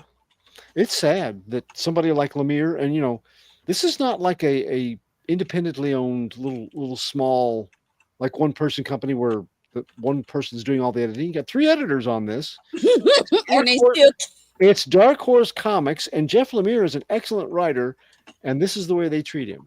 dang. So it didn't get thrown across the room. It's the story is good enough, but it just really irritated me for no good reason except three editors, and And I no, love Dark Horse because aliens, Predator. I know. So that was sad. Rifters ends up their first story arc is all complete. That's the time traveling goofballs that are supposed to be time cops. Um, a very nice wind up to the whole series. Cool. It comes out in trade paperback forms. Yeah, Rifters. If you like an irreverent look at time travel and the way that people would use time travel if it was a technology that humans suddenly had access to, this is a fun and humorous read. Cool. A humorous read with heart. Um, Black Lightning #1 from DC ends Oh up man. being, yeah, this had two things going for it that I really liked. One is it kind of takes some of the things I think from the TV show, the TV series, and continues on with it, major Okay. characters, and I like that. But also, I did not pick up all of the. This is an all-in book, so it takes up after the Amanda Waller big trying to grab all the power, where she took powers away from people, and Yeah. now in the aftermath they've come back, and some of them are different. Some of them are accentuated. Some of them are less. And they also have people that didn't have powers before suddenly powered, not knowing how to control their abilities. This concentrates on some of those characters that didn't have powers before, but now find them out of control, not knowing, that their powers have now come into full bloom, and they need help trying to figure out how to use them. And some of the heroes, like Black Lightning and his family, are those that are setting about, as a teacher, he's able to reach out and help some of these newly powered people. Mm, That part of the story was really good. Both those elements of continuing the storylines and some of the setups from the TV show, and then that is the aftermath of Amanda Waller's big grab for power. That worked really well, I thought, for this first issue. Wait, okay. I'm not going to ask that question. I need to read it because I'm about to ask is Gamby still alive in this version? You have to read it. You gotta read it. I'm not going to tell you. The Multiverses. collision detected multiverse here. This is issue 5, and this is the crossovers with some of the animated characters and some of the Warner Brothers characters, Is that the Hanna Shaggy? Barbera character. Yeah, Yep, that Hanna is Barbera Shaggy. characters. This is just a fun read. It continues to be on the top of my list of when this is in my inbox. It's going to be a fun read. Mm, Um, it's got tie-ins with Apocalypse and Mr. Miracle and Big Barda, their daughter, the daughter box that she makes. It's Yeah, no issue. This is disappointed, and I love crossovers with Hanna Barbera, Warner, and Warner Cartoons, and the superheroes. So yes, you should pick that up. cool. Now we got Batman, Absolute Batman #2. I won't lie, this is all of the absolutes are being carried along on a big wave of fan positive clamor. This one was not as good as the first issue of it. I didn't think. I thought the first issue was interesting. This one has some things. Yeah, it kind of reminds me of what Elaine was saying about the Gundam story of um, the assessment of of Batman, like you have an experienced warrior going, okay, in all wars, you got people that push the front and then know when to back off and regroup. Well, Batman doesn't have a back off. The absolute Batman has no back off. It's never regroup. It's always pushed forward. Yeah. That could get tiresome, I think, especially when it's, this makes it work pretty well. But I think for an overall direction for the series, this reminds me of the time when they said, don't ever draw Batman sitting down. That would be admitting that he's taking a break on the war on crime if he ever sits. You can you can push that too far, that whole it's what it reminded me of, and that's not a good thing. So So a I case didn't of diarrhea must be really I interesting in a know, Wayne I household. know. Yeah. No, Poor Alfred, I, uh, I just think about him on the rooftop with Diana. Because I believe he was sitting when Diana asked him, just like, don't you realize that a lot of your rogues gallery, you could have pretty much ended their careers, their criminal careers, if you just would have helped them out as Bruce Wayne. there you go. There you go. So it's still good. I'm not. It's not like a game a game changer. It's not a deal breaker where I'm gonna stop getting it. I still want to see where they go with it, but this one I was like, you're really putting a lot of those things out there that are extreme, that might be hard to, maybe for a short arc it's cool in establishing this new character, but it could be kind of hard to keep going with, because that's asking a lot of suspension of disbelief on somebody that you want to be humanized, to keep this whole thing of he never backs off, he never backs down. Well, that's good in some ways, but that will also get you killed in a war. Just it will. So Unless I he don't eats a know. lot of burritos before he goes into battle. Gatsy Batman. No, I was just thinking something as simple as absolute Riddler, the ultimate death trap. He ties him to a chair and let life pass before his eyes. It's like, There you you go. can't do nothing, Batman. You want to push forward, but you can't get out of this chair. Yeah, yeah. Oh my Uh, goodness. An hour of that and he'd be totally insane. but what I'm going to review this week, this one it's a pulp type character, and it really does have a good pulp feel about it. For the most part, this worked quite well. But this is um, Talavera PI #1. Ooh. Okay. Yeah, and this is an Oni Lionforge publication. It's $4.99 cover price. It's written and illustrated by Marco Finnegan. So you got somebody that's not only writing it, they're also doing the coloring and the artwork. Letters by Jeff Eckelberry. It is definitely a maturity level, especially if you speak Spanish, which is part of the review is the language that they use in it. It's not all written in Spanish, but there's quite a bit of Spanish speaking, because that fits for this character and the 1920s Hollywood, Los Angeles, Mexicano community. So we'll take a look here at the artwork. Overall, I think it's kind of like this cover. There's not a lot of background, but I really like some of the detail in the foreground. And Okay. since it has a pulp um, background, a pulp level to it, that I think that sometimes the more simplistic it works well for it, but you get the whole Hollywood Yeah, back when it skyline. was land on the Yeah, that way mountain. you Yeah. know Yes, it's back in the early days of Hollywood. absolutely. You have a Latino um, PI who is working with the police department and a reporter to break a human trafficking ring, and he does it with quite a bit of flair here. He's introduced as, and it takes place on Halloween night, 1925. So Wow. you got some Halloween trick or treaters going around there. Um, have quite a bit of action, but then 5 years later, something happens. Our reporter is still on the job, and she suddenly faced with a dilemma, and she feels that she must call upon a fallen hero to get him to return. So I don't want to give too. I don't want to show you too much of it because it's a little bit of a spoiler to do too much. But I won't um, make my observation until later.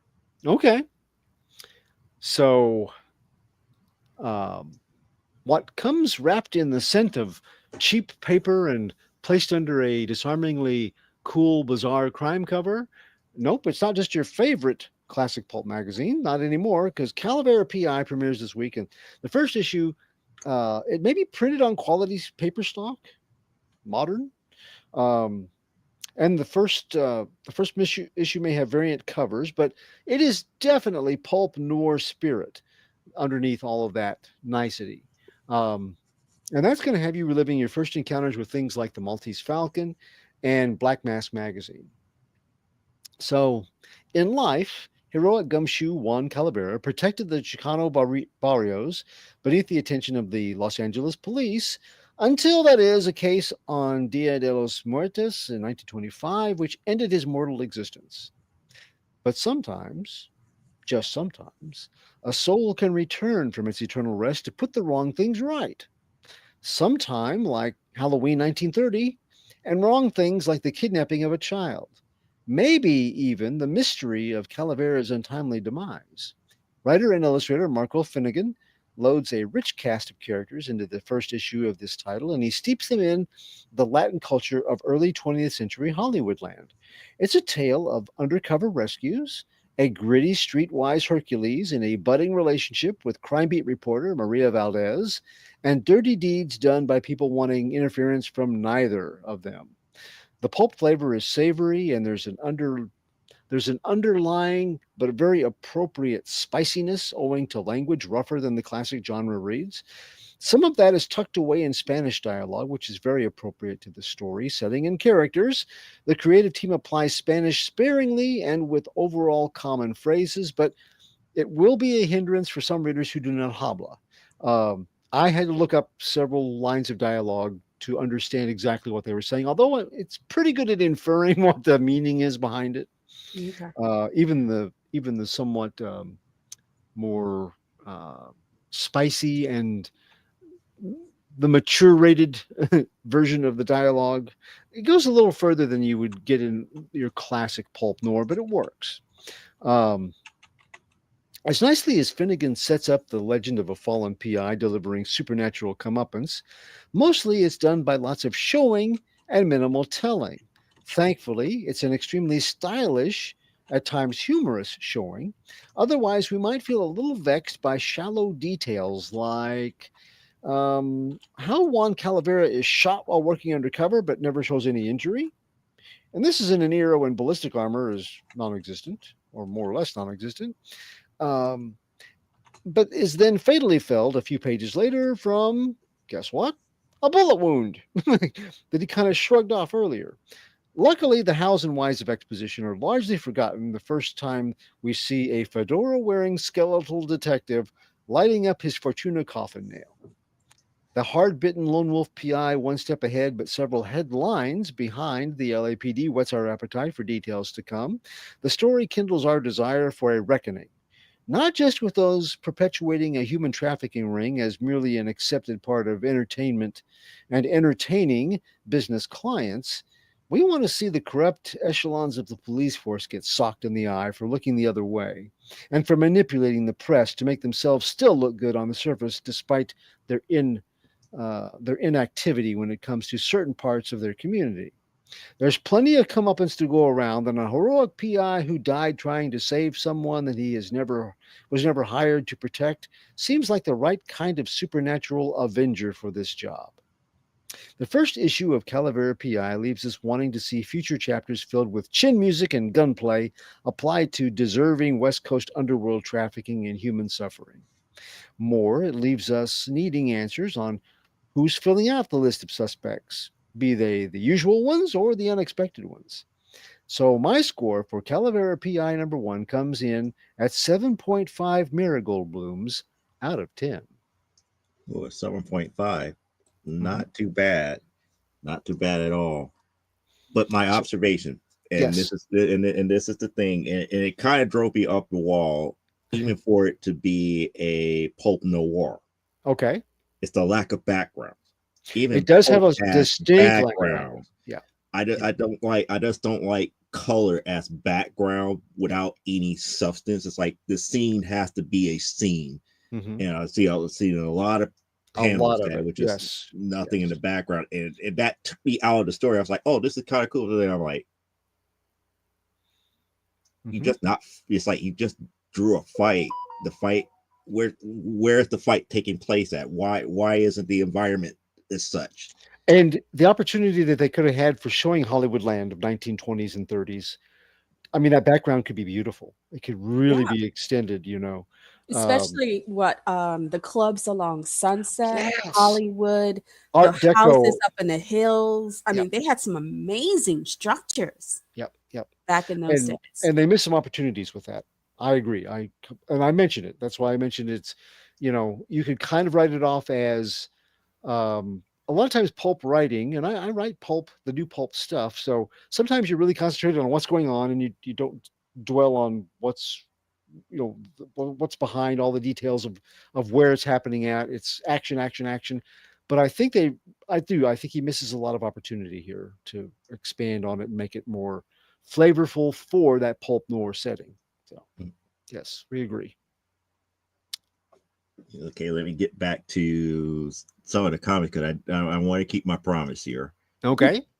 One of the promises that I had to keep here is was up under the cowl. He says, like, I hate to get more people to claim against, but if you like what Clyde Show, cheap comic collector, it has been doing a $2 Saturday comic thing store with free shipping.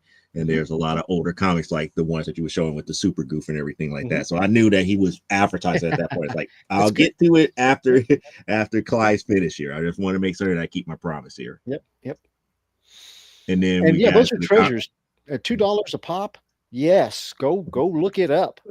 Excellent. so and then he says, like, yeah, I also been finding a lot of mistakes in comics in the past few years. I complain about the editors.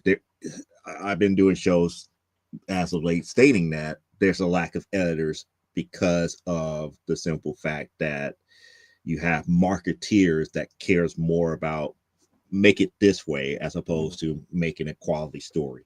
Right. That Yeah. was just an extreme example. I mean, I see that every once in a while, you know, sometimes often, sometimes my whole stack has got one or two per issue.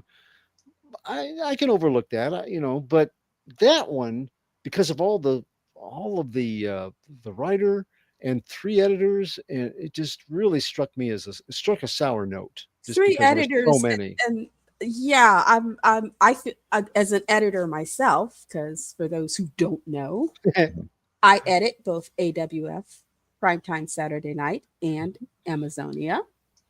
Um, and so I think Joe, I know his readers would skin me alive if I had that many, Mhm. if I left that many boo boos in an issue. Yeah.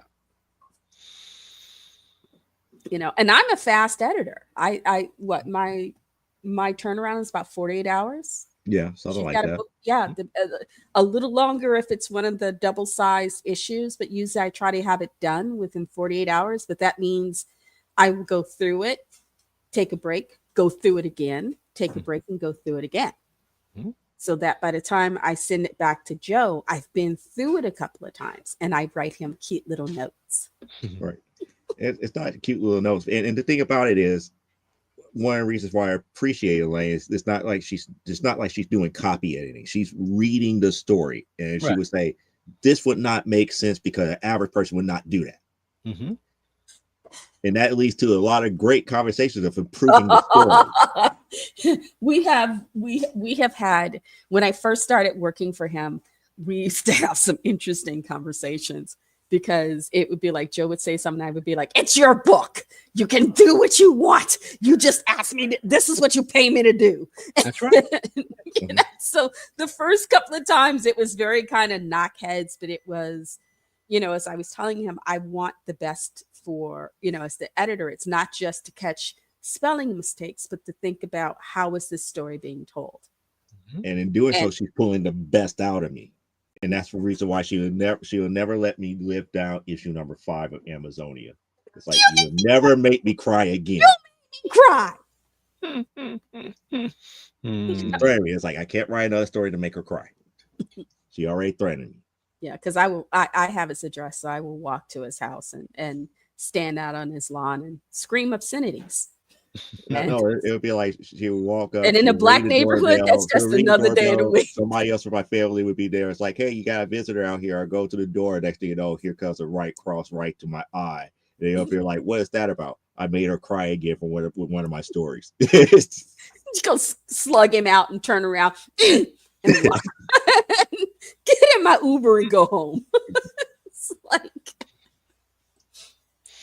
It's like I want to get the new Multiverses cover parody of Action Comic Superman cover with the Mystery Machine on it. Yes, absolutely.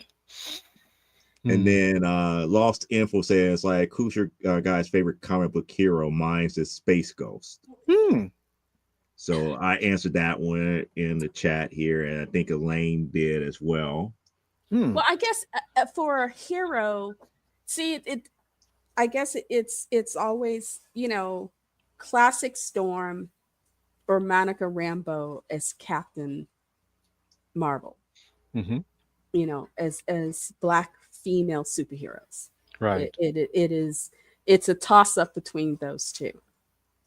The two that I have always loved the most since I was a little kid, and you know, when you say your favorite, well, it just depends on who's writing it and what they do with the characters. Yeah, it changes, but Right. the two standbys that I always liked as a kid that drew me into comics and really made me want to read more and more and more were Justice Society of America heroes, and they're like opposite ends of the scale. You had Wildcat, who has no powers, except later on they gave him the, you know, he has 9 lives, so he kind of does have powers, but he can still be killed. But he was a throwback to that pulp era heroes. You know, Masked Mystery Man doesn't have a lot of powers, street level fighter. yeah. And the Spectre, who's the wrath of God, and he's like, you know, as Wildcat once said, you know, the Spectre shows up for a fight, you just try not to mess yourself because he's just power incarnate. So those two ends of the scale I've always liked, but I've always have a soft spot for characters who were underdogs and didn't have either had like ever changing powers, so they couldn't really become great at what they did, or they had a low level of power or a very limited kind of power that they used cleverly. Like Our Man. Like Our Man or Dial H for Hero. I always loved it because Robbie Reed never knew who he was going to turn into, what kind of power set he would have, but he always creatively used it well. You know, that kind of my youngest would put Ben 10. Yes. Nickelodeon series, because my youngest loved the Ben 10 series, and he loved the live action movies. The blonde guy from the Bill and Ted movie has made himself quite the director, and he directed I think the first few Ben 10 live action films. So he did a really he decent did the job. original Lee Majors one where Lee Majors was Max Tennyson. Yeah, I think so. I think so. But he you know, and I didn't know who has directed them, and then there was an article that came out, and it was talking about that, you know, about Alex Winter, right? Yeah, Alex Winter, that he had remade himself from, you know, Bill and Ted star to director of Nickelodeon films, and it's like, well, he's doing good. That's you know, my youngest he loves Ben 10. So see, I never really cared too much for Ben 10. I like the predecessor that came after it until they wrote it to the effect that eventually he was a alternate version of Ben 10, and that was Generator Rex.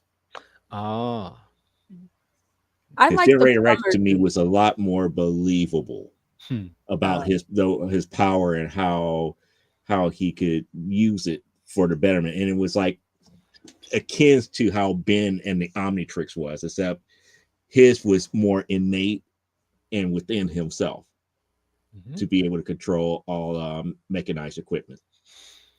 I like the fact that Black Canary didn't just rely upon her scream.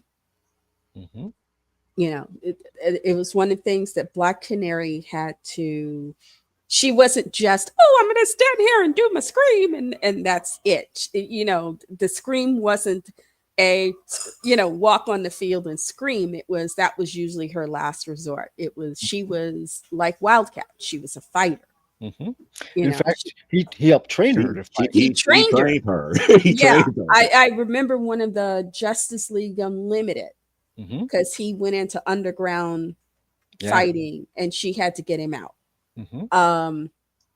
But that was one of the things about her that I liked. I also liked, it was one of the things I liked when Storm went into her Mohawk phase. And I always call it the Dark Storm phase, because when she went up against Callisto, she had it. She couldn't use her powers. That was Callisto challenged her because Callisto had taken Angel hostage and she wanted to have Angel for herself. And Storm went down into the Morlock's hold to get Angel back. And Callisto told her the only way she could get Angel back was to fight her hand to hand. No tricks, no Storm abilities, just a plain old, you know. And people forget, before she went to Africa and became the Seth-styled goddess, she was an orphan growing up on the streets of Cairo. Yeah. Which is where Mr. Sinister found her. She had lived as a thief. She had a very when her parents died, she had a really hard time growing up. But it included, especially before her power set in, learning to fight for herself, which Callisto learned the hard way. That Storm don't play that stuff, you know. And it was like, oh, I'm sorry, who's leading the Morlocks now? No, the Morlocks, Angel is mine, and so are the Morlocks. Thank you, bye. But it was, I had that issue and I dog-eared it to death, because it was a time in which, okay, she can't use her powers, but that's okay because she's badass without it. You know, it was that reminder. So that was Afterlife Death Story? No, this was Storm. I'm trying to remember if this was. She was still had the long. She had the long hair. She had the long hair. Yeah, so it was. I was about to say, was this before Forge or after Forge? This was before Forge. Okay, so this is before. This was an introduction. When she actually lost her this powers. was an introduction to the Morlocks. This is when they brought the Morlocks in, and this is how we're introduced to the Morlocks. Because what's her name is ruling the Morlocks. But and she gets the hot. I guess she sees Angel or something and gets the hots for Angel. And I forgot how they got hold of Angel, but they did. And she had pulled his pen. She had pulled all his pen feathers out, so he couldn't fly. So she had pretty much crippled him, and they had also physically done him a lot of damage, because she was like, "You're going to stay here, or I'm going to kill you." You know, and Storm was like, you know, no, because she required a mate. She wanted a mate to make certain that the Morlocks survived. Yeah, and that whoever ruled the Morlocks after her would be her bloodline. You know, so it was just I always loved that as a girl, that issue, because it was, you know, Storm had to get down and dirty in the sewers and just kick ass. I'm surprised you didn't like X-Men 199. Okay, which story was that? I don't remember the story numbers as much as Colossus versus Storm for leadership of the X-Men. Okay, I didn't see that one. Oh, you need to read that one. Okay, I didn't see that. This was after.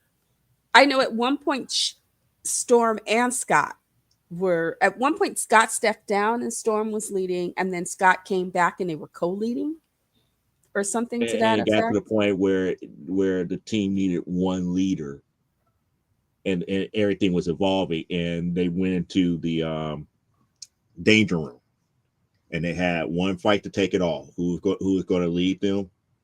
So the person who was able to take down the other would concede their portion of the leadership of the X-Men. Oh, okay. And as always, people underestimate Storm. Oh, everybody underestimates Storm. Underestimate Storm. I mean, Scott didn't underestimate her like how most people did. He took a, if I could say, more of a military standpoint of it, while Storm looked at the battlefield. It's like anything and everything could happen on this battlefield because we're in the danger room. Yeah. So I have to, because knowing my opponent, I have to also outthink and outmaneuver you. And Storm just is like how we said before, it's like, oh, Mr. Summers, here's your ass. Here you go. Well, because Scott has physically, if you can negate his eye beams, Scott's really not all that beyond his eye beams. He's a good strategist, but in a straight out knockdown drag out fight, Scott is not. He is, in my opinion, unless they've changed him, he was never the man. Yeah, you haven't read it recently. Okay, back then they never really made him the original the way that he was. They never truly wrote him the way that he was until more recently. Okay, more recently, he could technically keep up with Wolverine fighting, but he doesn't heal. He can't heal. Once you hurt him, you hurt him. Yeah. And it doesn't take that much to take Scott down in a fight. I mean, Havoc was better at fighting than Scott. Polaris better at fighting with his powers. Polaris could whoop Scott's ass with one arm behind her back. And I'm thinking straight out punching. There were women on the X-Men team who, in a straight knockdown drag out, could have handed Scott his ass back to him and not barely broken his sweat. That's why I never understood how they could handle like Generation X. How are you going to handle M, aka Penance? The new Penance, I should say. Okay. M during that time was worse than Rogue as far as strength and power. She was invulnerable. And Rogue was scary as it was. Nothing you could do to her physically that would stop her. And I still remember to this day, World War Hulk, that the X-Men issue for World War Hulk. That's like, where are the real X-Men? It's like, no, you got to deal with us. You got to deal with us. So the Generation X was there, and you know, they were holding their own until M got there. M came up to the Hulk. They said, look, we can do this one of two ways. Just to let you know, I match you with strength. I'm invulnerable. We could go at this all day. Hulk just grabbed her, threw her halfway across the United States. You could be invulnerable over there. I ain't got no.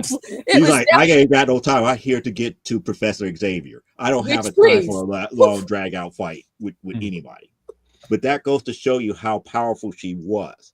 And if she would have kept her mouth shut and just fought him, he would have kept the Hulk occupied long enough for Xavier to escape. But no, that's her biggest downfall. Is like in the very beginning, she was too braggadocious. Before I forget, has anybody besides me seen the trailer for the new Captain America?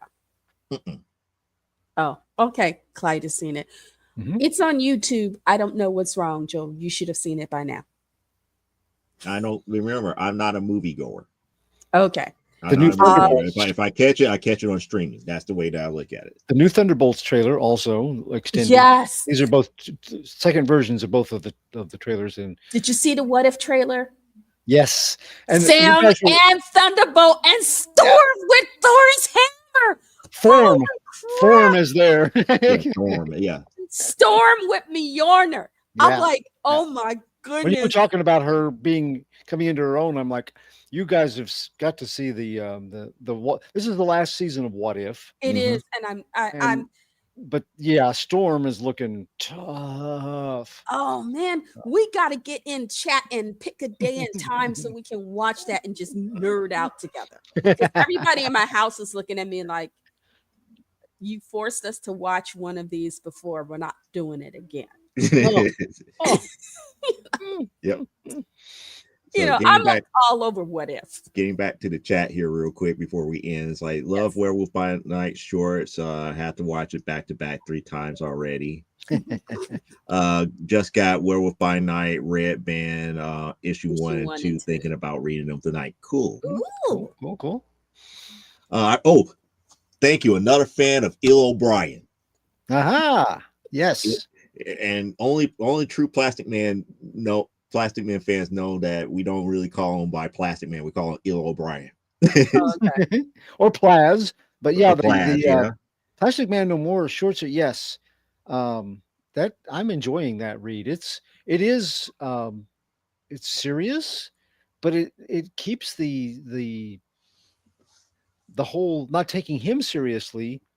The other heroes in the Justice League is still in play, and he tries to be funny at times, but it's a very serious look at Plastic Man and all of his abilities and where he fits into the hierarchy of heroes. But it is a good grounded look at Plastic Man. So yeah.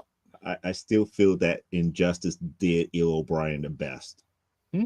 Whenever that Injustice version of Superman feared him, and it wasn't fear. It wasn't fear because he was like more powerful than Injustice Superman. It was just a simple fact that Superman understood that he would do anything within his power to usurp whatever he did. Mm-hmm. It was like he realized there was nothing that's going to make Il O'Brien stop what he's going to do. It's like anything I put in front of him, he's going to figure out a way out of it. Mm-hmm. And say that's more of a nuisance and a problem than him coming out and trying to beat him down. Yeah. And what he did to that prison, what Plastic Man did in that prison to save everybody, goes to show you how powerful he really was. Mm-hmm. After the fact that Injustice Superman started the cataclysm to almost flood that prison, the underwater prison that they had his son in. And all these other villains. Cool. So it's weird. It's like I'm a big Il O'Brien fan. Yeah, Plastic Man run has really been fun seeing him with his kids and Meltdown. Make me pick up some older. Yeah, the older ones. I really want to find those police comic Plastic Mans. I really do. I've got a those few. Are fun. I've got a few of them. Mm-hmm.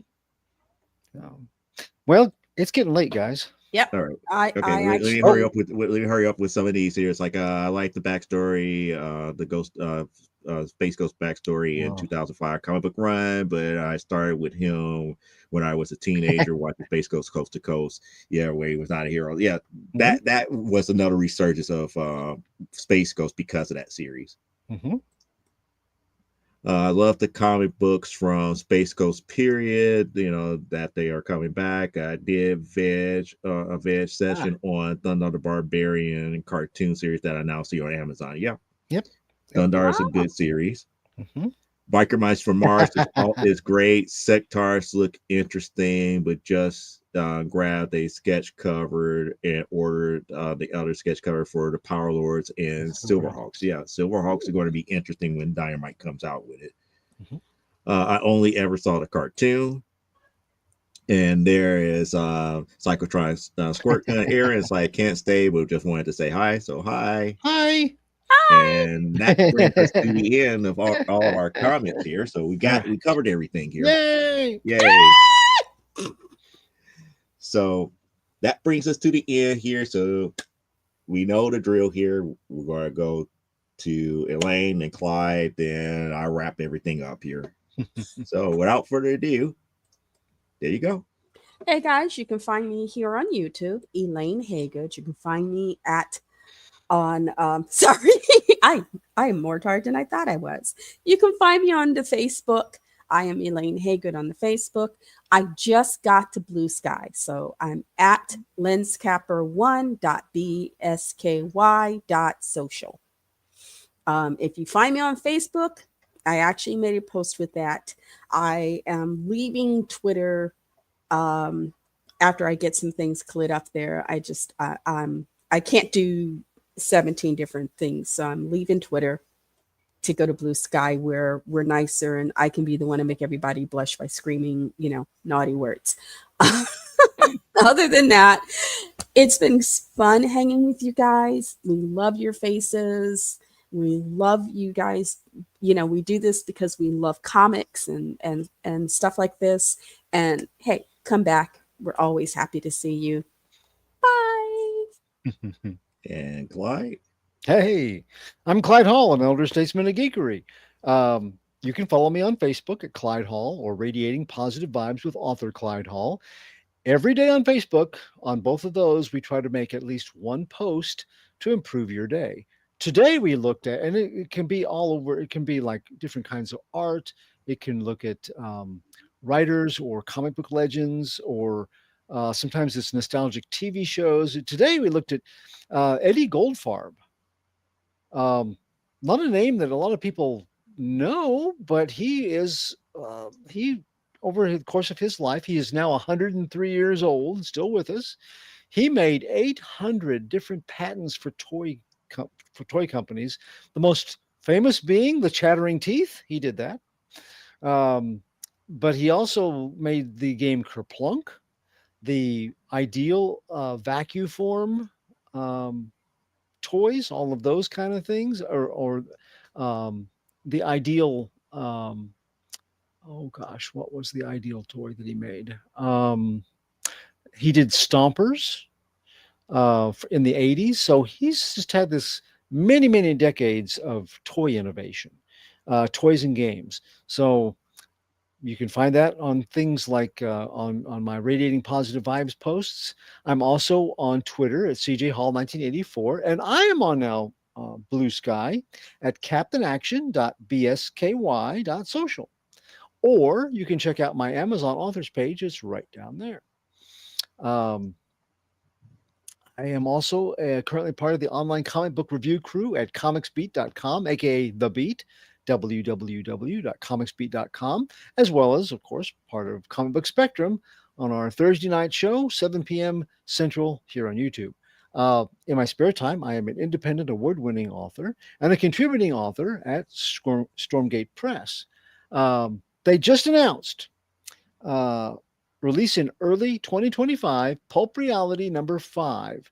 It's a new pulp tribute to the masked mystery vigilante tradition, and my original character, the mannequin, is crime's worst nightmare, a good man who became a soldier and then found the same evils that he fought overseas waiting for him back on the home front. You can find more of my work in Stormgate Press anthologies like Spurs and Six Shooters, Tales of the Old West, Tim Bruckner's Major Marjorie, and The Lost Adventures of Captain Hocklin, volumes 1 and 2. You can go to www.stormgatepress.com to experience the best in all kinds of new pulp entertainment. Comic Book Spectrum is brought to you by one of the bullpen members at Stormgate Press, artist extraordinaire Jeffrey Hayes of Plasma Fire Graphics. He's a Pulp Factory award-winning artist, several years running, and his covers illustrate why. This is one that he did for one of my Captain Hocklin stories right there. So for your next project, be it books or games or other graphic enhanced work, you want somebody who brings readers to your table. Jeffrey Hayes is that somebody. He's not just easy to work with, but he is extremely affordable. And Joe can tell you how you can get Jeffrey Hayes and Plasma Fire Graphics to work on your next project.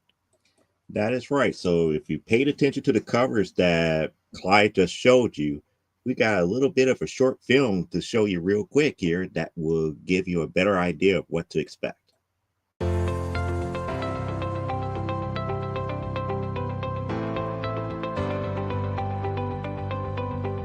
You've worked hard and written a great book. Now it's time to give it a great cover. If you're an indie author or small press publisher, Plasmafire Graphics is your source for affordable cover illustration and graphic design.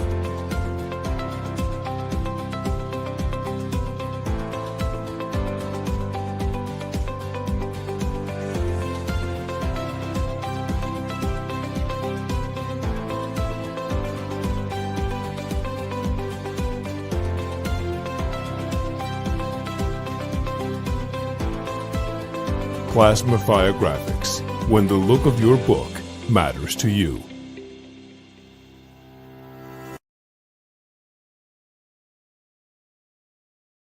Seeing those book covers, those books sell very well only because of the artwork that Jeffrey Hayes brings to the table here. So if you like what you saw here, make sure you hit up Jeffrey Hayes at plasmafiregraphics.com or his Facebook group for Plasmafire Graphics. As far as I am concerned, I will be back here right here on Saturday for another episode of From the Desk of a Small Press Publisher, where we're going to be talking about one of our last major exclusive sales that we're doing at Whatnot, which happens this Saturday. So we're going to be on Whatnot with the end of convention season sale.